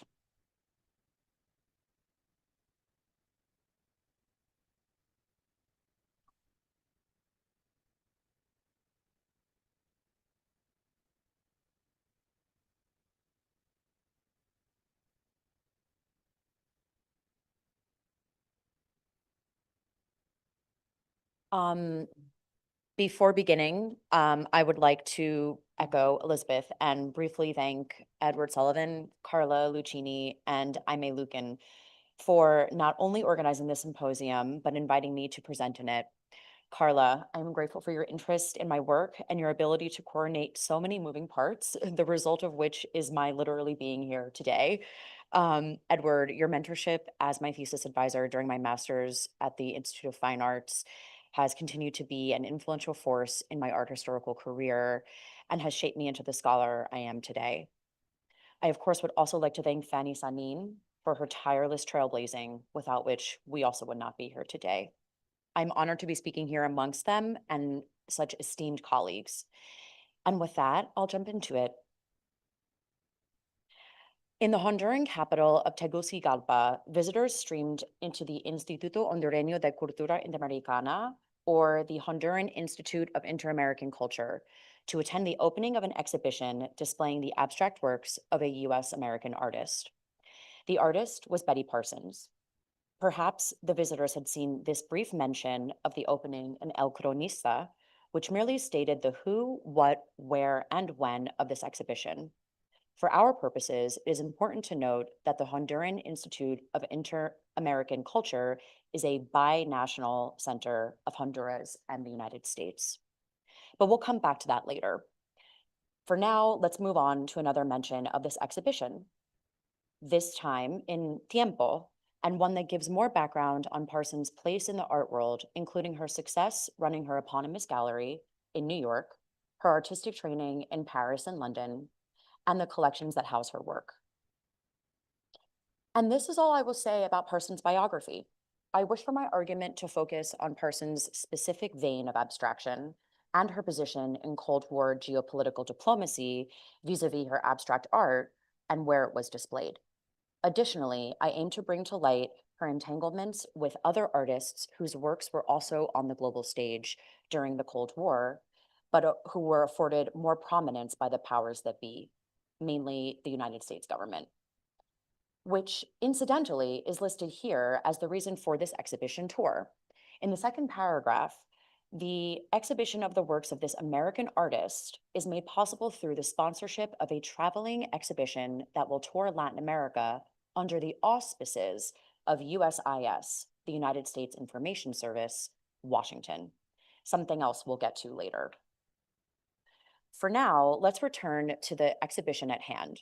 20 paintings and 10 wood sculptures were on display at the IHCI. If not all, most of these wooden works were likely painted and mounted on the wall, which was Parsons' way of disrupting the designations of painting and sculpture. I would be remiss in not bringing attention to the sartorial choices of the pair of men in this photo. Not only are they, in my mind, so representative of the 70s, but their geometric patterns echo those on display in Parsons' work. The rest of the images here, which I found in the Betty Parsons gallery records and personal papers at the Archives of American Art, show an engaged audience of a variety of ages intently studying Parsons' works, as well as the exhibition brochure, sometimes with a cigarette in hand. All in contemplation of an artist whose version of abstraction, smaller scale, quiet gestures, bold colors, which are not evident now, but will be on display later, I promise, was a staunch indicator of another approach to abstract expressionism. The agenda for Parsons' show indicates 11 stops in as many countries throughout Central and South America. Yet the press tour for Tegucigalpa exhibition alters this itinerary, since it opened 1 year after it was originally planned to take place. Another press clipping in the Betty Parsons papers indicates that the show did in fact travel to and open in Mexico City for when it was originally scheduled. So we do know that at least 2 stops on this tour came to fruition. In my quest to bring light to Parsons' position in the Cold War geopolitical diplomatic landscape vis-a-vis her abstract art and where it was displayed, we must understand the aforementioned auspicious sponsorship of the United States Information Services. By 1978, the Cold War had been shaping global politics for over 30 years, and although there had been moments of détente, the US government remained deeply anxious about the Soviet influence spreading across the developing world, including Central and South America, where revolutionary movements and leftist governments were gaining ground. American leaders feared they were losing battles for hearts and minds as the Soviet Union extended its reach through support for these movements. To counter this, the United States relied heavily on public diplomacy. The United States Information Service, or USIS, acted as the government's overseas arm, running cultural centers, libraries, exhibitions, and educational exchanges to promote American values and challenge Soviet propaganda. The United States Information Agency, or USIA, coordinated these efforts globally, producing films, broadcasts, and publications that presented the US as a defender of democracy and freedom. Together, the USIS and USIA worked to promote a positive image of America abroad, especially in regions like Central and South America, where the ideological struggle felt particularly urgent. During my research visit to the National Archives and Records Administration in College Park, Maryland, in anticipation for this talk, I discovered this remarkable document, the Brady Report, which is now declassified, that significantly reveals the priorities of the US government during the decade of the Cold War in which Parsons' exhibition took place, as expressed through its investment in the USIA and USIS. The report makes clear that cultural diplomacy, educational outreach, and the strategic use of information centers were seen as essential tools for advancing American interests and countering rival ideologies abroad. Some of the sections that stood out to me in this brief that was over 100 pages were audience, the binational concept, the pressures, and the cost. Let's focus on the binational concept, since that term should be familiar to us now. It refers to a model where the United States partnered with host countries to establish jointly governed centers that combined English teaching, cultural programming, and library services. These institutions were designed to promote mutual understanding of cultures while subtly reinforcing the US values and influence. It therefore is clearer as to why Parsons' show took place in one such institution. For all the time, resources, labor, and money that the US government poured into the United States Information Agency and its overseas arms, the United States Information Service, there are only a few surviving primary source materials that outline its artistic initiatives, a clear indicator of the priorities of government officials. And while I unfortunately did not find the catalog associated with the Parsons show, I did find evidence of exhibitions made possible by the United States Information Service in Spain and other parts of the Spanish-speaking world. Paradise Lost, Paradise Regained, American Visions of the New Decade opened in Madrid in 1985. North American Art, the South, and this Robert Rauschenberg show were all sponsored by the USIS. I wish I could tell you the exact years and locations of these last two exhibitions, but even the catalogs themselves did not provide that information. The presence of this Rauschenberg show is an entry point for us to examine how art historians have dismantled the argument that abstract expressionism was not apolitical. In the exhibition catalog for Abstract Expressionism, The International Context, edited by Joan Martyr, Dor Ashton, the influential New York Times art critic, saw Robert Rauschenberg's win at the 1964 Venice Biennale as how abstract expressionism had in fact become closely linked to American nationalism. Rauschenberg's victory wasn't simply about artistic achievement. It symbolized the rise of US cultural power on the world stage. Ashton draws upon Serge Guilbeault's powerful argument in How New York Stole the Idea of Modern Art, which takes this even further. Guilbeault shows how the US government used abstract expressionism as a tool of cultural colonialism during the Cold War, spreading American values and influence under the banner of modern art. Together, Ashton and Guilbeault expose how abstract expressionism was anything but apolitical. It was deeply entangled with the ambitions of US diplomacy and the projection of soft power across the globe. Does Parsons' participation in the USIS show further this narrative, or is there room for dissent? Before addressing that, I must address yet another entanglement, this time an even more direct one, Jackson Pollock.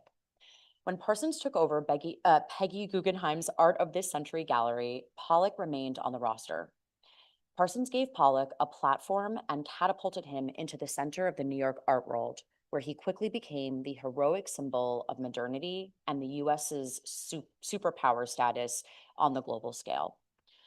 This Life magazine article and MoMA's 1958 to 59 show, The New American Painting, further positioned Pollock as the genius hero artist, ushering in the supremacy of the United States culture and power. Again, it started at the Betty Parsons Gallery, and yet does Parsons' abstraction send the same message as that of Pollock's? To further get lost in the alphabet soup that is the United States government, I also found evidence that Parsons participated in the State Department's initiative of bringing art to US embassies across the globe. Here, Silver Gray was displayed in the US Embassy in Buenos Aires, Argentina in 1981. And prior to that, other works of hers were displayed in Brasilia, Brazil, and to come full circle in Honduras in Tegucigalpa, 7 years prior to the USIS exhibition. And it's hard to see, but I've highlighted those mentions there. With the power of the US government behind it, it is no wonder that there was a media blitz for Parsons' USIS exhibition, with at least 5 newspapers advertising its existence. I argue that Parsons' works in this show provide a quiet alternative to the bombastic, large-scale, virile, phallic symbol galore nationalism present in Rauschenberg and Pollock's work. An intervention that expands the definition of abstract expressionism and thereby expands the canon of art history to make room for other agents of change who were not stereotypical white men. To wrap up, I have identified, when possible, Parsons' works within the exhibition photographs we first saw. While we look at these slides, I would like for us to reflect upon whether the citizenry of Honduras who were viewing Parsons' works for the first time were themselves engaging in geopolitical and ideological battles, wondering whether the, quote, free and fair democracy in which these works were made and which they were supposed to represent was more appealing than the promise of communism. As history has shown us, and as current events have brought into sharp focus, the policies of a country's government do not always reflect the sentiments of its citizens. And so perhaps neither artist nor visitor subscribed to the prescribed ways their respective countries wanted them to interpret abstraction. And by doing so, they centered their own peripheries. Thank you.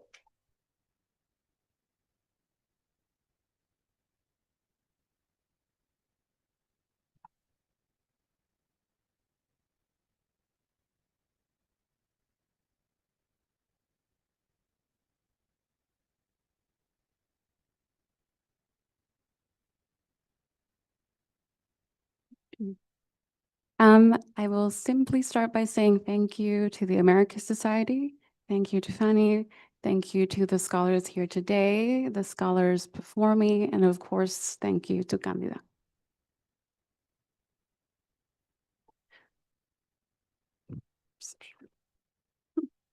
Brooklyn-born Puerto Rican artist Candida Alvarez has, for almost 5 decades, embraced the freedom of artistic exploration, moving through several visual strategies. Since entering the art scene in New York in the late 70s, abstraction and representational approaches have been at her disposal and in dynamic relation.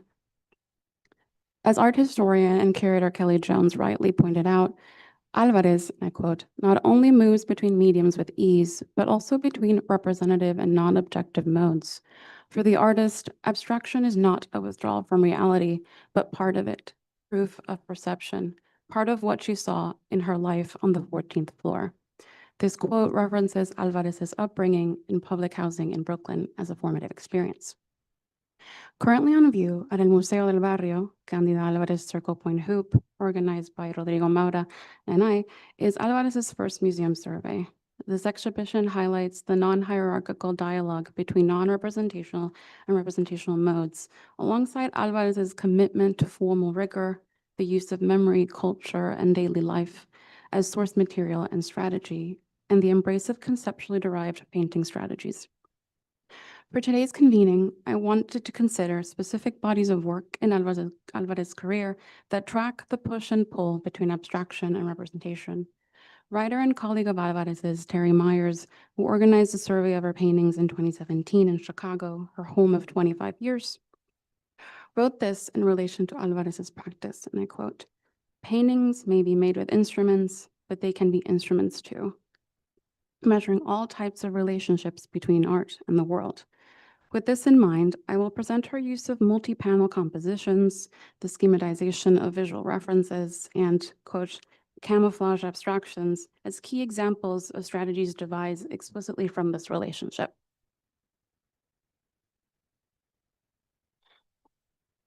By the end of the 80s, Alvarez had made significant strides in her career, finding support in New York's alternative art spaces.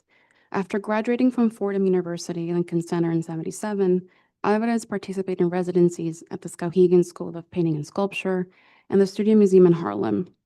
She had solo presentations at Cayman Gallery, Real Artways, Exit Art, June Kelly Gallery by the end of the decade. I wanted to share some examples of her work in this period to set the stage. On the left is an example of Alvarez's The Hybrid series from 1982, a formative early work where she folded and tore apart a large sheet of painted paper into 16 rectangles and then built them up with layers of paint and objects from her studio. For Alvarez, this series represents a commitment to, and I quote, freedom of material, process, and form, as she noted in the Real Artways brochure in 1983. She went round and round in 1984, in the middle here, completed during the residency at the Studio Museum, shows a girl in a Catholic school uniform spinning, arms outstretched in a living room. The painting's surface looked to both neo-impressionist and neo-expressionist references. The work of this moment was explicitly inspired by memories of what is noted in the residency brochure, quote, combining memory with reality, taking two ideas and making them one. And lastly, dame un número, give me a number. An example of the diptych format she began to experiment with during the residency. A figure is center stage, but stretched across canvases. The title references her mother's long-standing practice of asking people for numbers in relation to the letters of the alphabet, something akin to numerology, and making connections. We begin our discussion on the multi-panel with Soy, I Am Boricua, one of the diptychs she presented at her first solo show with the June Kelly Gallery in 1989.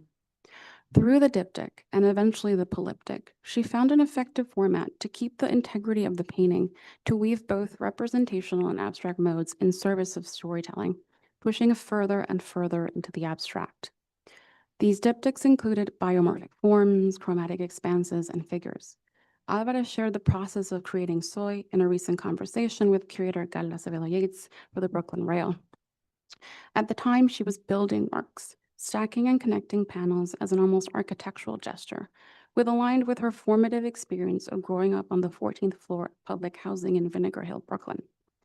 Alvarez has recounted many times that looking out the window changes your perspective, and I would say it's where reality becomes form and color. And yet, after creating the panels, Alvarez needed another element. This, quote, additional panel was done on paper and attached with nails. On the top right of the top panel is an image of a woman with her hand resting upon her heart. I wanted to quickly share these two brochures, one from the 1989 June Kelly show, and then a solo at the Queens Museum in 1991, as they feature some diptychs from this moment that capture the variety of visual colors and strategies that she employed with the diptych. Titles play a key part in the possibilities of storytelling within the dialogue overall. Focusing specifically on Soy, I Am Boricua, Alvarez, born in Brooklyn to Puerto Rican parents, developing as an artist in the New Yorican context of the 1970s and 1980s, even working at El Museo del Barrio, this title is a declaration of positionality. Its bilingualness addresses her identity, Boricua being a word derived from the name the Taino people gave Puerto Rico, Borican, but also the hybrid experience of growing up in the diaspora. The progression to polyptychs and the horizontal format came quickly. In a press release for her solo at the Bronx Museum in October 1992, Alvarez shared that multi-panels provided greater freedom for expressing a sequence of experiences in a formally challenging way. One of the works included in that show was Corre con tu vida, Run with Your Life. Stylistically similar to Soy I Am Boricua, it has biomorphic elements, atmospheric color, but this time there's a running figure with an upper body that seems to become a tree. The multi-panel arc, in the bottom work, Stretching, Nesting, Reaching, Feeling, we have a marked change in color palette and an emphasis on body and action, gesture replacing the figure. In the press release of her second solo show with June Kelly in 1993, Alvarez discussed this new direction, and I quote her, "In my mind and in my heart, those acts were recreated as I painted them. So each panel, there was this vision or this memory. Painting becomes the end of the process," end quote.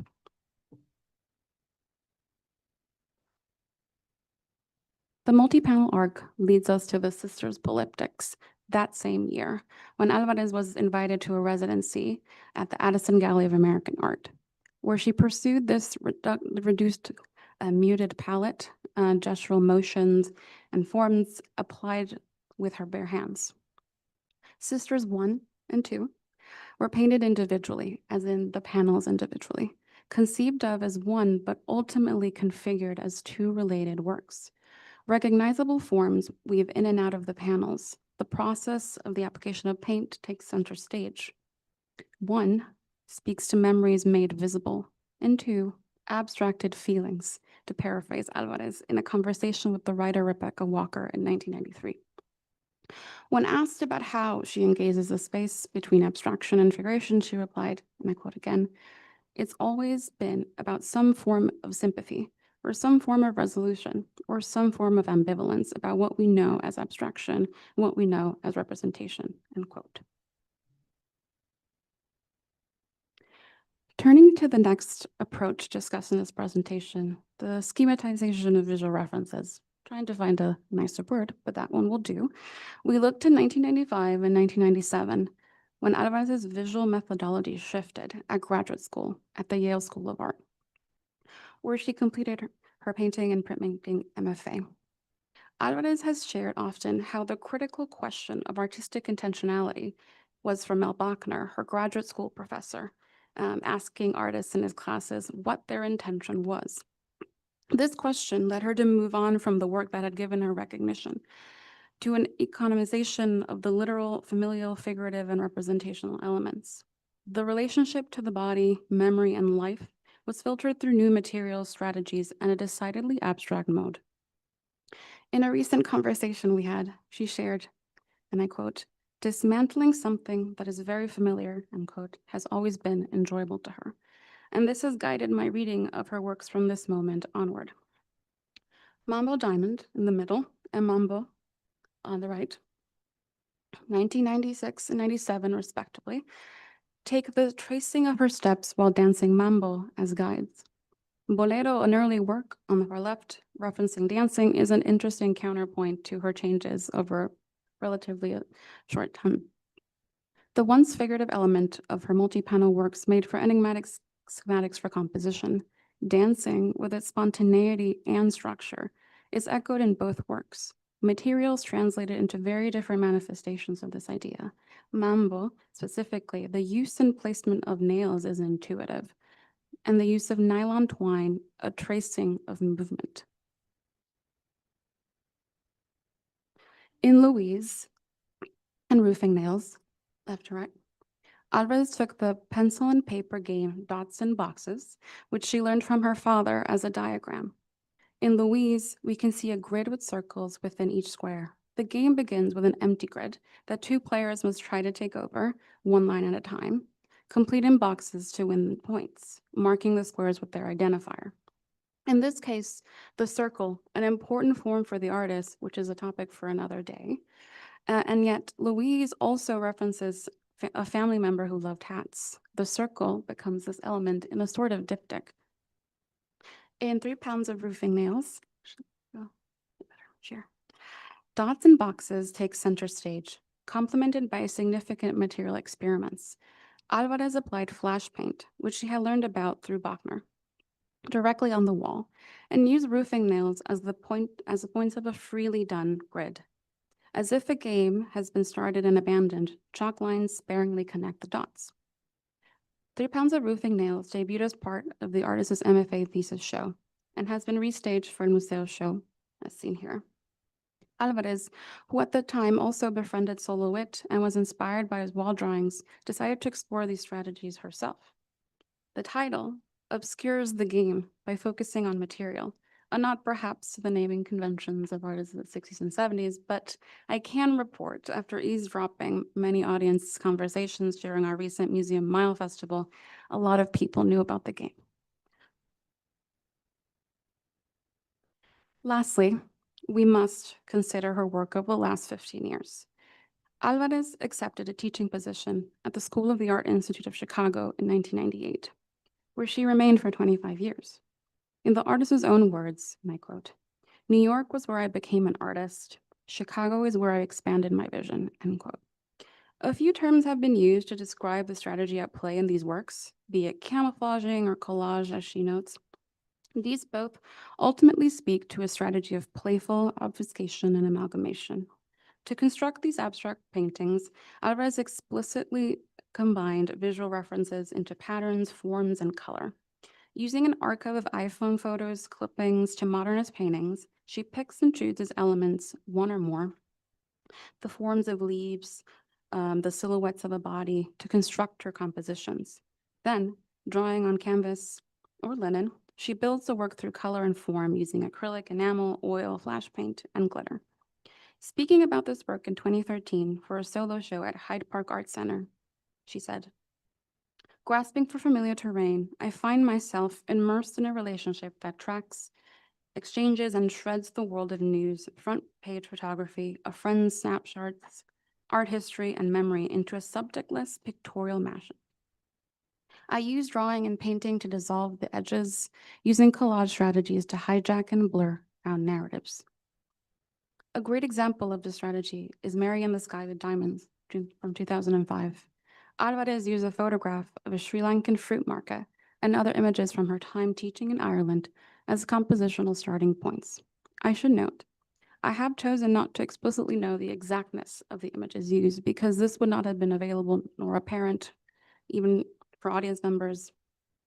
As we all know by now, the titles to this push and pull are essential. They become markers of a time, diaristic. In the case of Mary in the Sky with Diamonds, a Beatles song, and her former mother-in-law, who passed at the time this work was completed, are added into the mix. In her most recent series within this methodology, the so-called weather series, we see here examples clear and partly cloudy, left-right, from 2023. The artist draws upon an archive of photographs of her mother, specifically seated in a chair, to guide these compositions. The reference of the mother in the chair is the image of her mother's Bible, which was Madonna in the Chair by Raphael, which is a work that she often considers her first work of art. These details are nowhere to be found. In fact, we are redirected by their titles enigmatically to the weather conditions upon their completion. I want to conclude by returning to the title, "The Painting Holds It All Together," which is something Alvarez said during her conversation with Acevedo Yates as part of Brooke and Rail's The New Social Environment series in May.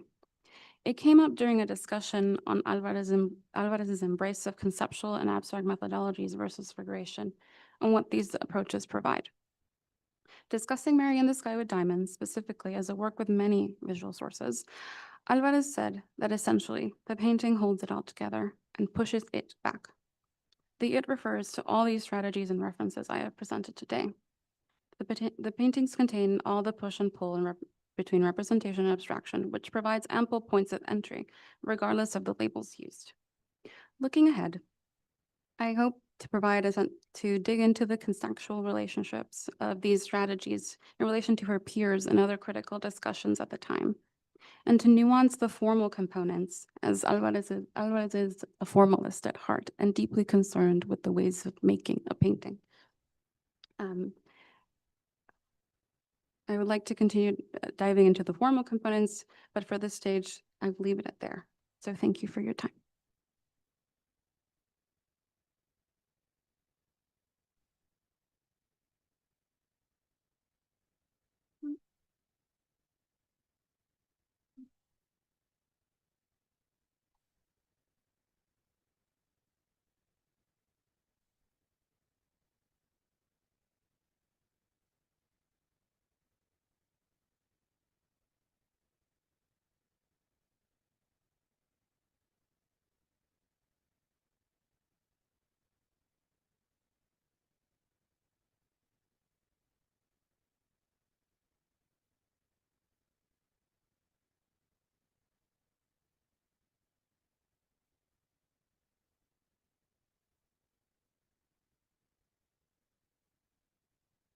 All right, I would like to invite the panelists to come up here. I'm going to stay here, if you don't mind.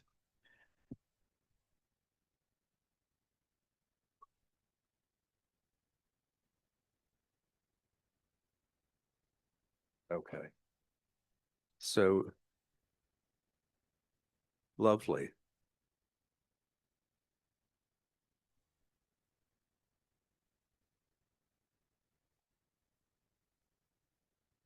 So I thought that the last three talks in our panel were equally enlightening. I'm very sorry that Mary Kay O'Hare was not able to join us because her work is on abstraction and hard edge abstraction and various forms of historical American abstraction are so provocative. But as I said earlier, she was unable to join us because of her duties at the Bruce Museum in Greenwich, Connecticut.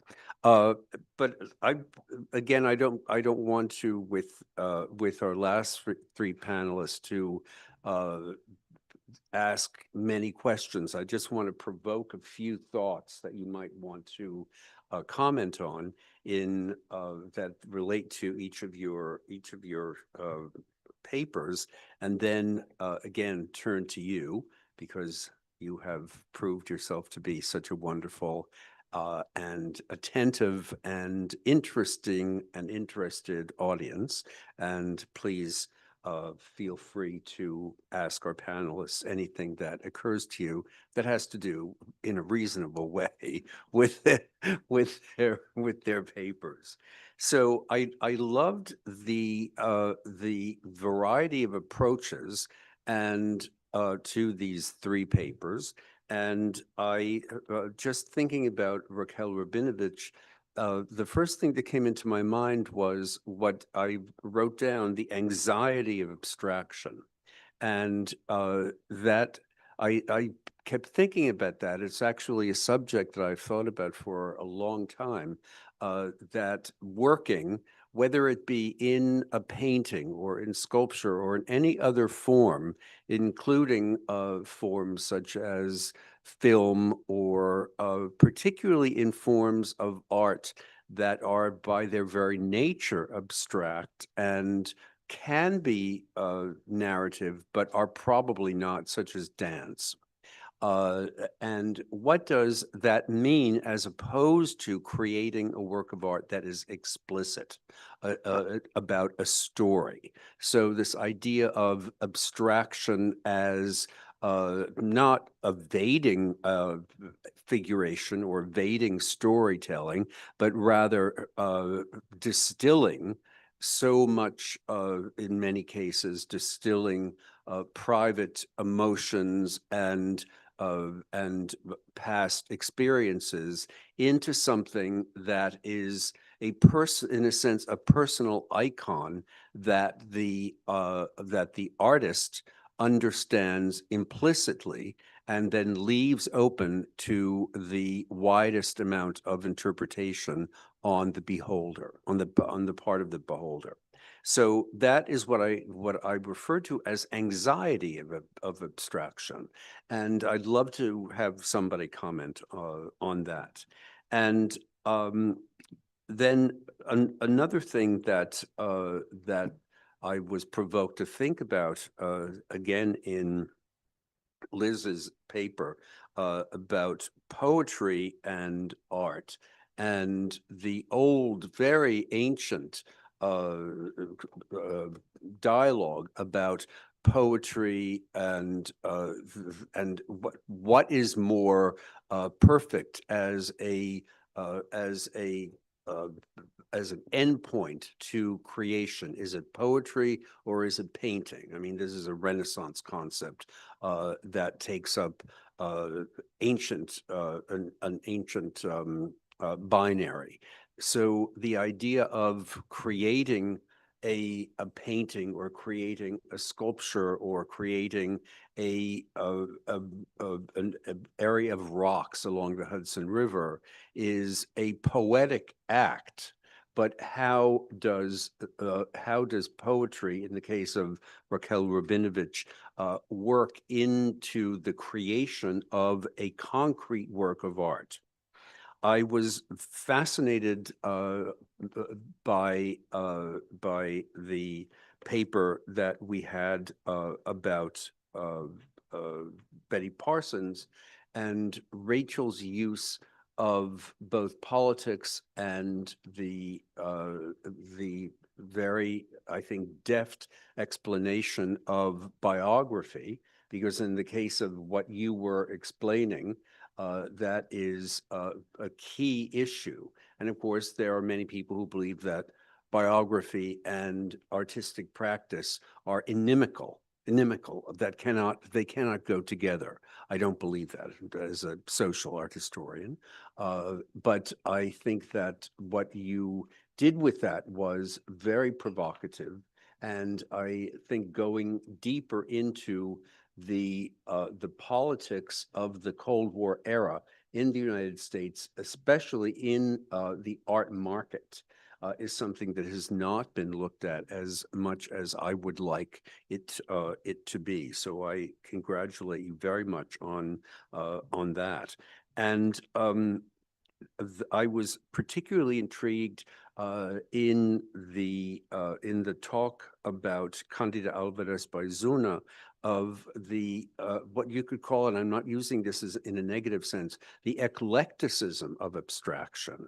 There were so many forms that she has used over the years, and so many ways that she has jumped from semi-figuration to complete abstraction, to color, to monochrome. That's one of the reasons why I was so stimulated by that exhibition, and how an artist, very much unlike Fanny, who decided upon a mode of vision very relatively early in her career, and very faithfully carried that out, whereas the surprise and the beauty that can come through a faithful and persistent search for, let's say, purity and in geometric-based abstraction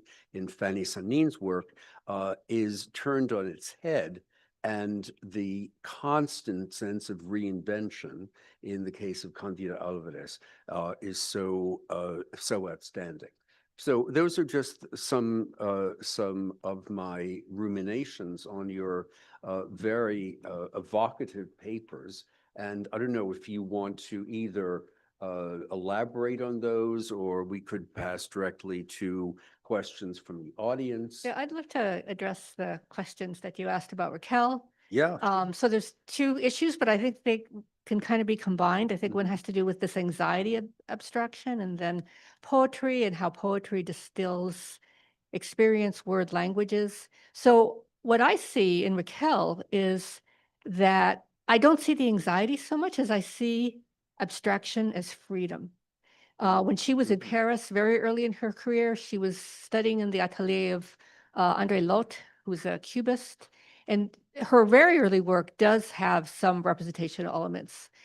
But we see, I mean, even kind of not even a cubist approach, but a real desire to abstract these forms into something that becomes more personal to her. And over time, form becomes absent, really. And abstraction allows her to think about something that far transcends experience, the everyday. She's really interested in the spiritual. She's really interested in what human consciousness is like, and she's trying to find a language indexical to thinking about simply what it is to exist. Not even what it is to be alive. It's even more fundamental than that. What it is to exist, to breathe, to think, to have consciousness of your life.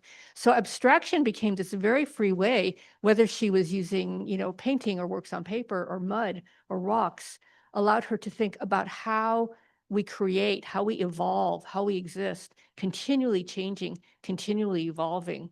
And in terms of poetry, I think, again, there's this idea where she's reading lots of poetry. She's reading a lot of writers, European, American, Latin American authors, and she's just all these thoughts. And with poetry, which is in itself a distillation, more minimal than like the novel or the story, she's taking those works, those poems, and distilling even more.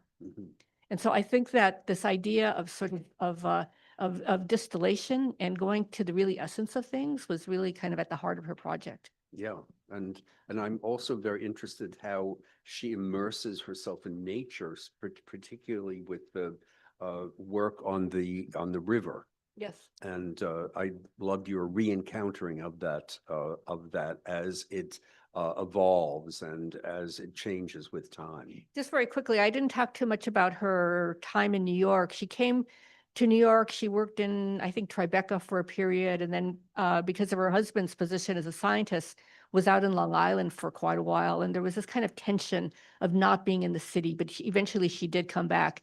But after a point, she wanted to leave the city, and she went to Rhinebeck. And it was there that she began this whole dialogue between, nature and culture. So later in life, she discovers nature as kind of a source material for her work. Rhinebeck is quite an artist colony, I think. More and more. Anna Tiscornia and, of course, Liliana Porter and many others. Other thoughts about your papers? Sure, I guess we'll just go down the line. Yeah. I appreciated your, I guess, attention to my methodology of not wanting to focus so much on biography, because I feel like specifically with Betty Parsons, her biography is so seductive. She grew up as a member of like the New York elite society. She was in gossip pages when she was like 18, you know, dancing on Mrs. Vanderbilt's yacht. Like there's so much there, and it's really so fascinating to read and to see. But I think that she can, like, as a scholar, I don't want to only, I guess, see her work through that lens, because it's the first lens that multiple like people see it. Sure. And I think her positioning is really what's so fascinating to me, that she is so interconnected and this presentation actually really made me realize she's interconnected on a global scale as well, not just the New York art world, but geopolitically.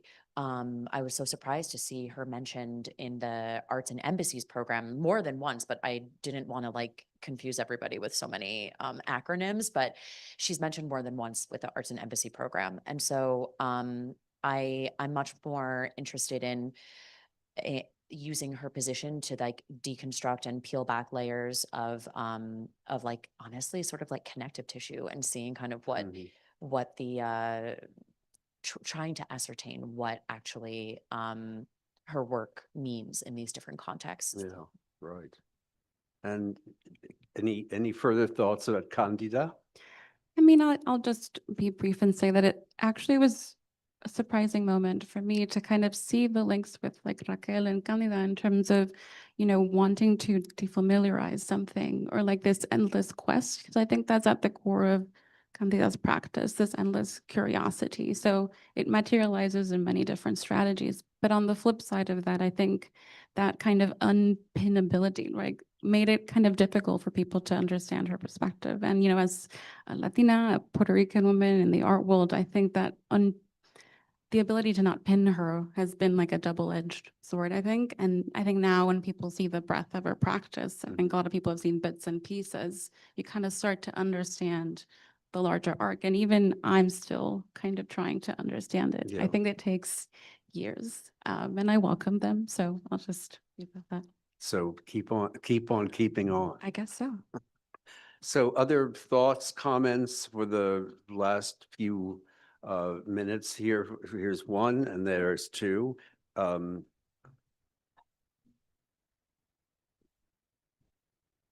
No, I have a very practical question. Rachel, do you know if Betty Parsons traveled to any of these places, like Honduras? Did she travel to Honduras with her show? Oh, not with her show. I don't believe she did. I think that if she had, that would have been documented, not just so the information that I found was literally like one folder on the online archives of American art, the Betty Parsons papers.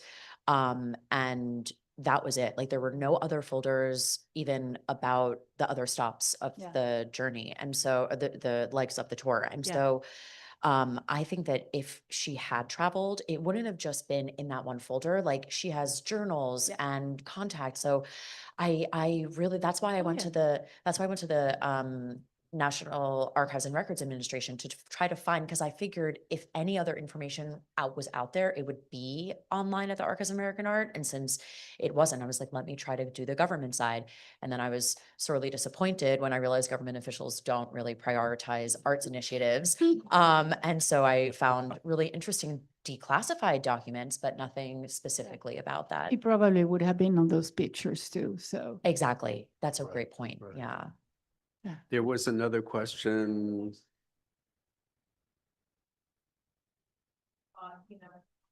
Parsons was an incredibly shrewd artist, but she was even a shrewder dealer. So I guess rhetorically, I'm asking, for women abstract expressionists, to be shown, did they need to be exported And in a way, I would say that's the case not just for women abex, but for geometric abstractionists as well, who found themselves in the Sao Paulo Biennales before they were even shown here in the US. But I guess, also perhaps rhetorically, was Parsons sort of complicit in her exportation in order to receive critical reception? Because she certainly wasn't getting it while she was here. And I guess following on that, showing abroad allowed her to sort of maintain her modern identity, as a dealer without compromising her positionality as an artist, which was very problematic as a woman in the post-war in the 1950s. Those multiple identities certainly were not accepted for her. But obviously, as you say, there's only one folder available. But I would argue she was quite complicit in her itinerary abroad. So I don't know if you could speak to that. I feel like she was, I guess there's a fine line between, complicit and maybe shrewd or resourceful, because she did actually receive, I think, a lot of accolades towards the end of her life. She died in 1982 at 82 years old. Towards the end of her life, she had a retrospective at the Montclair Art Museum. She had a solo show at the Whitechapel in London, which I guess is also an export, but she wasn't unknown to her artists as being an artist. And towards, from what I have seen the materials when I was working at the Betty Parsons Foundation, she had like solo exhibitions and exhibitions where her artists would attend the openings and they would take photos with her. And so I don't know if necessarily she needed to export her image and her career as an artist, because even out west, there are collectors out west in New Mexico that have her work and she regularly showed in galleries out there, not necessarily massive institutions, but in galleries. I mean, she had something like, I think I found for her exhibition history, something like 80 shows during her lifetime. And this is while running a gallery that obviously has been so successful that it overshadowed her own artistic practice. So I'm not sure that I really would have loved to find more correspondence and like any information about how this USIS tour even got onto her desk. How did it get onto that Parsons Dreyfus stationery? Because I would have loved to understand the mechanisms in place for it to happen. But I don't know if like exactly the word, I would use the word complicit. I think I saw it as I think the way I interpret it is she saw it as an opportunity.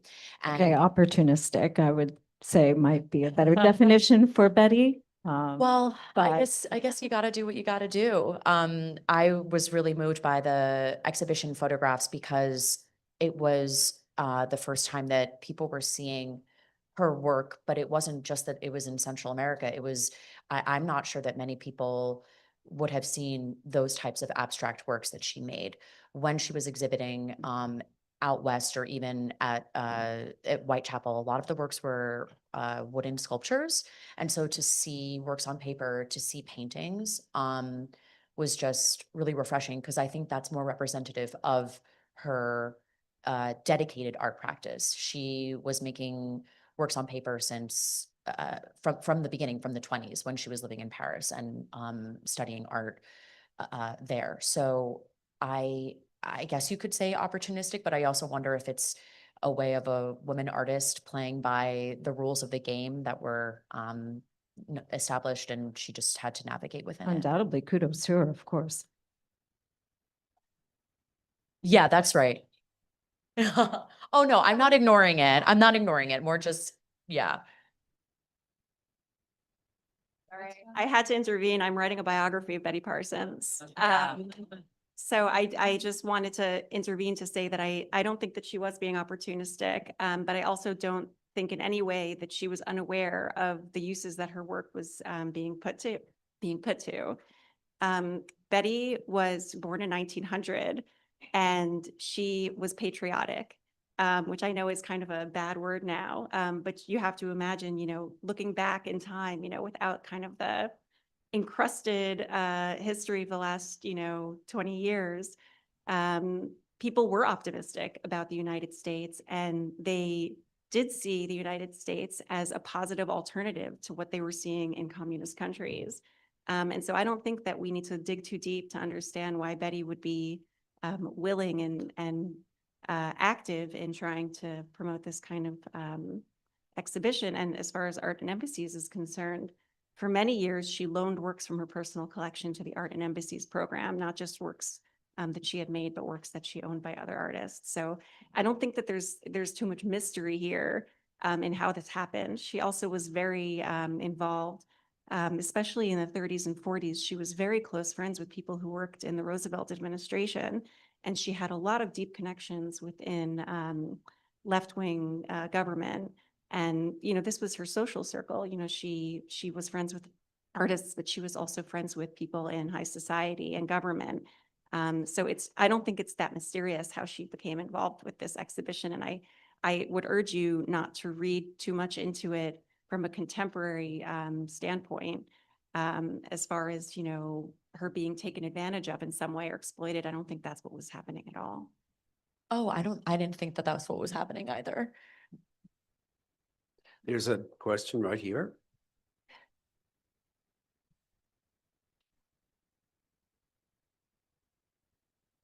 Liz, this is for you. One of the paintings of Raquel was dedicated to Robert Kelly, I noticed. And I've worked with him a long time, and I know that he was really into alchemy. And was Raquel into at least psychological alchemy? Because her work seems about distillation. Right. So I think that there was a painting that inspired him, and then he wrote a poem about it, and that really began the poetry series, and they developed a relationship. So I think that relationship is very important because it launched such a long series. In terms of alchemy, the way that I would see it with Raquel is that she was interested in transformations.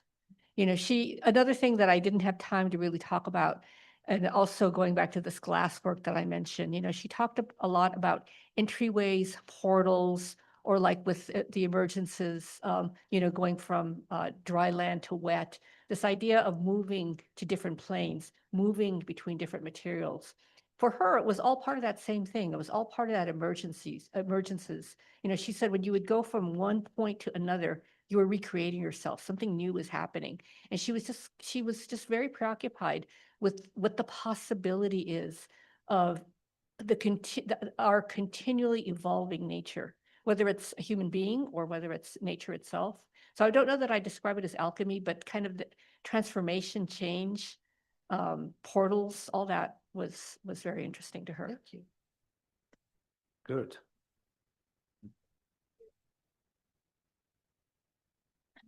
I just wanted to mention excuse me, can you hear me well?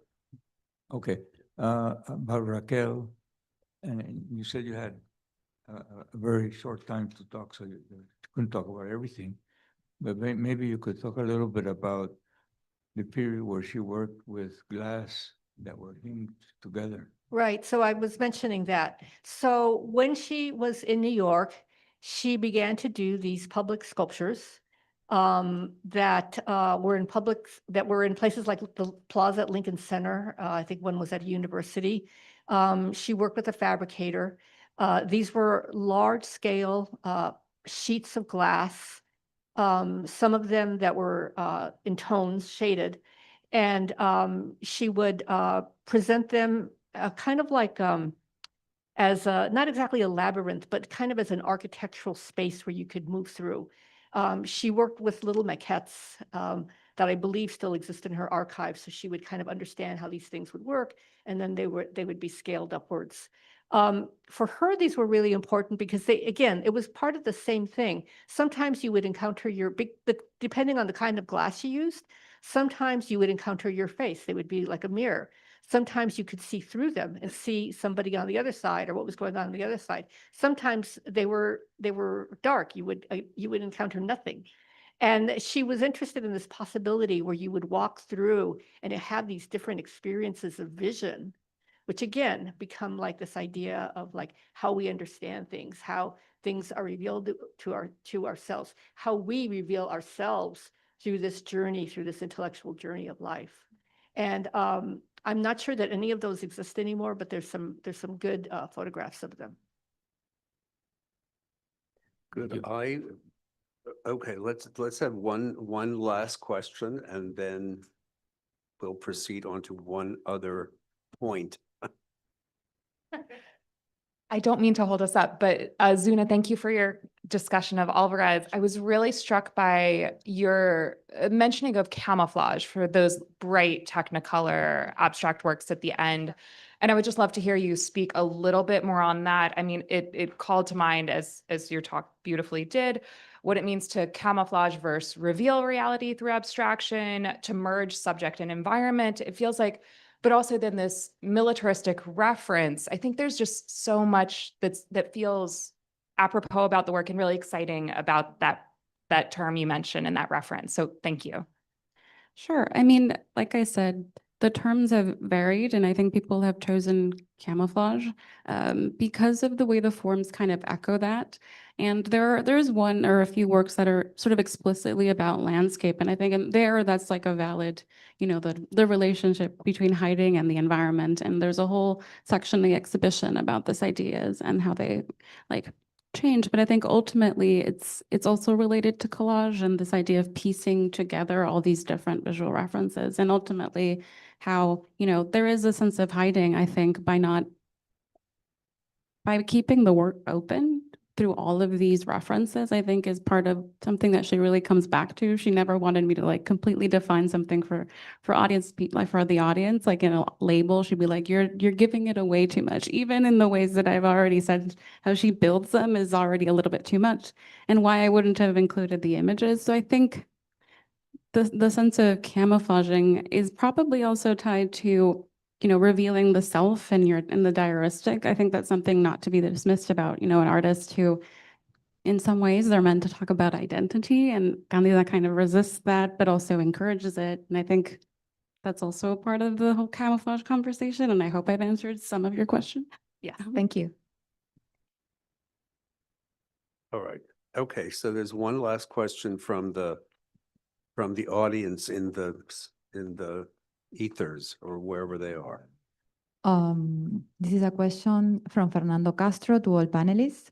Are the participants willing to react to Gillian Steinhauer's New Yorker review, The Mesmerizing Hard-Edge Paintings of Fanny Sanín? Well, I think they would have to have read it to react to it. Yeah. So Maybe we only comment to all the audience that they're all welcome to read the review. Yes, there is a review which is online, not yet out in publication form of Fanny's show in the New Yorker. So look for that, and then you can report back to us about what you think. I feel like I'm in class with you again, Edward. Okay. Would you like to make a few closing remarks from? Celebrate with you. It's Oh. an amazing show, and to thank you again for bringing this spectacular show, putting together this incredible conference. And thank you so much to all the speakers and the ones over there. And again, to Fanny. I know I said it 100 times, Fanny, you must be tired of us, but we love you. We love you too much. And it's not just one or two people. It's a very large group of the entire staff of the Americas Society. Yeah, let me call them by name. I mean, we have Carla, who really was a rock star. Thank you, Carla. Sara, Tatiana, Daniela, Eliza. Anyway, like so many people, the whole tech team that is organizing the streaming, Claribel, who is in charge of the building, everybody at the IFA, Nadia. Yeah, anyway. And the amazing interpreters. Yes. Thank you so much. Thank you so much.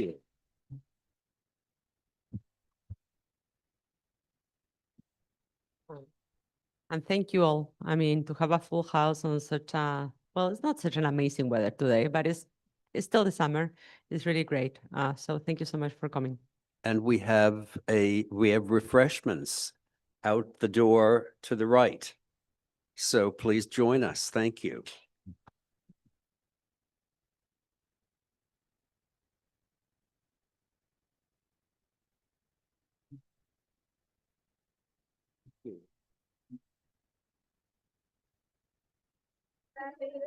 We did it. We did that. We did it.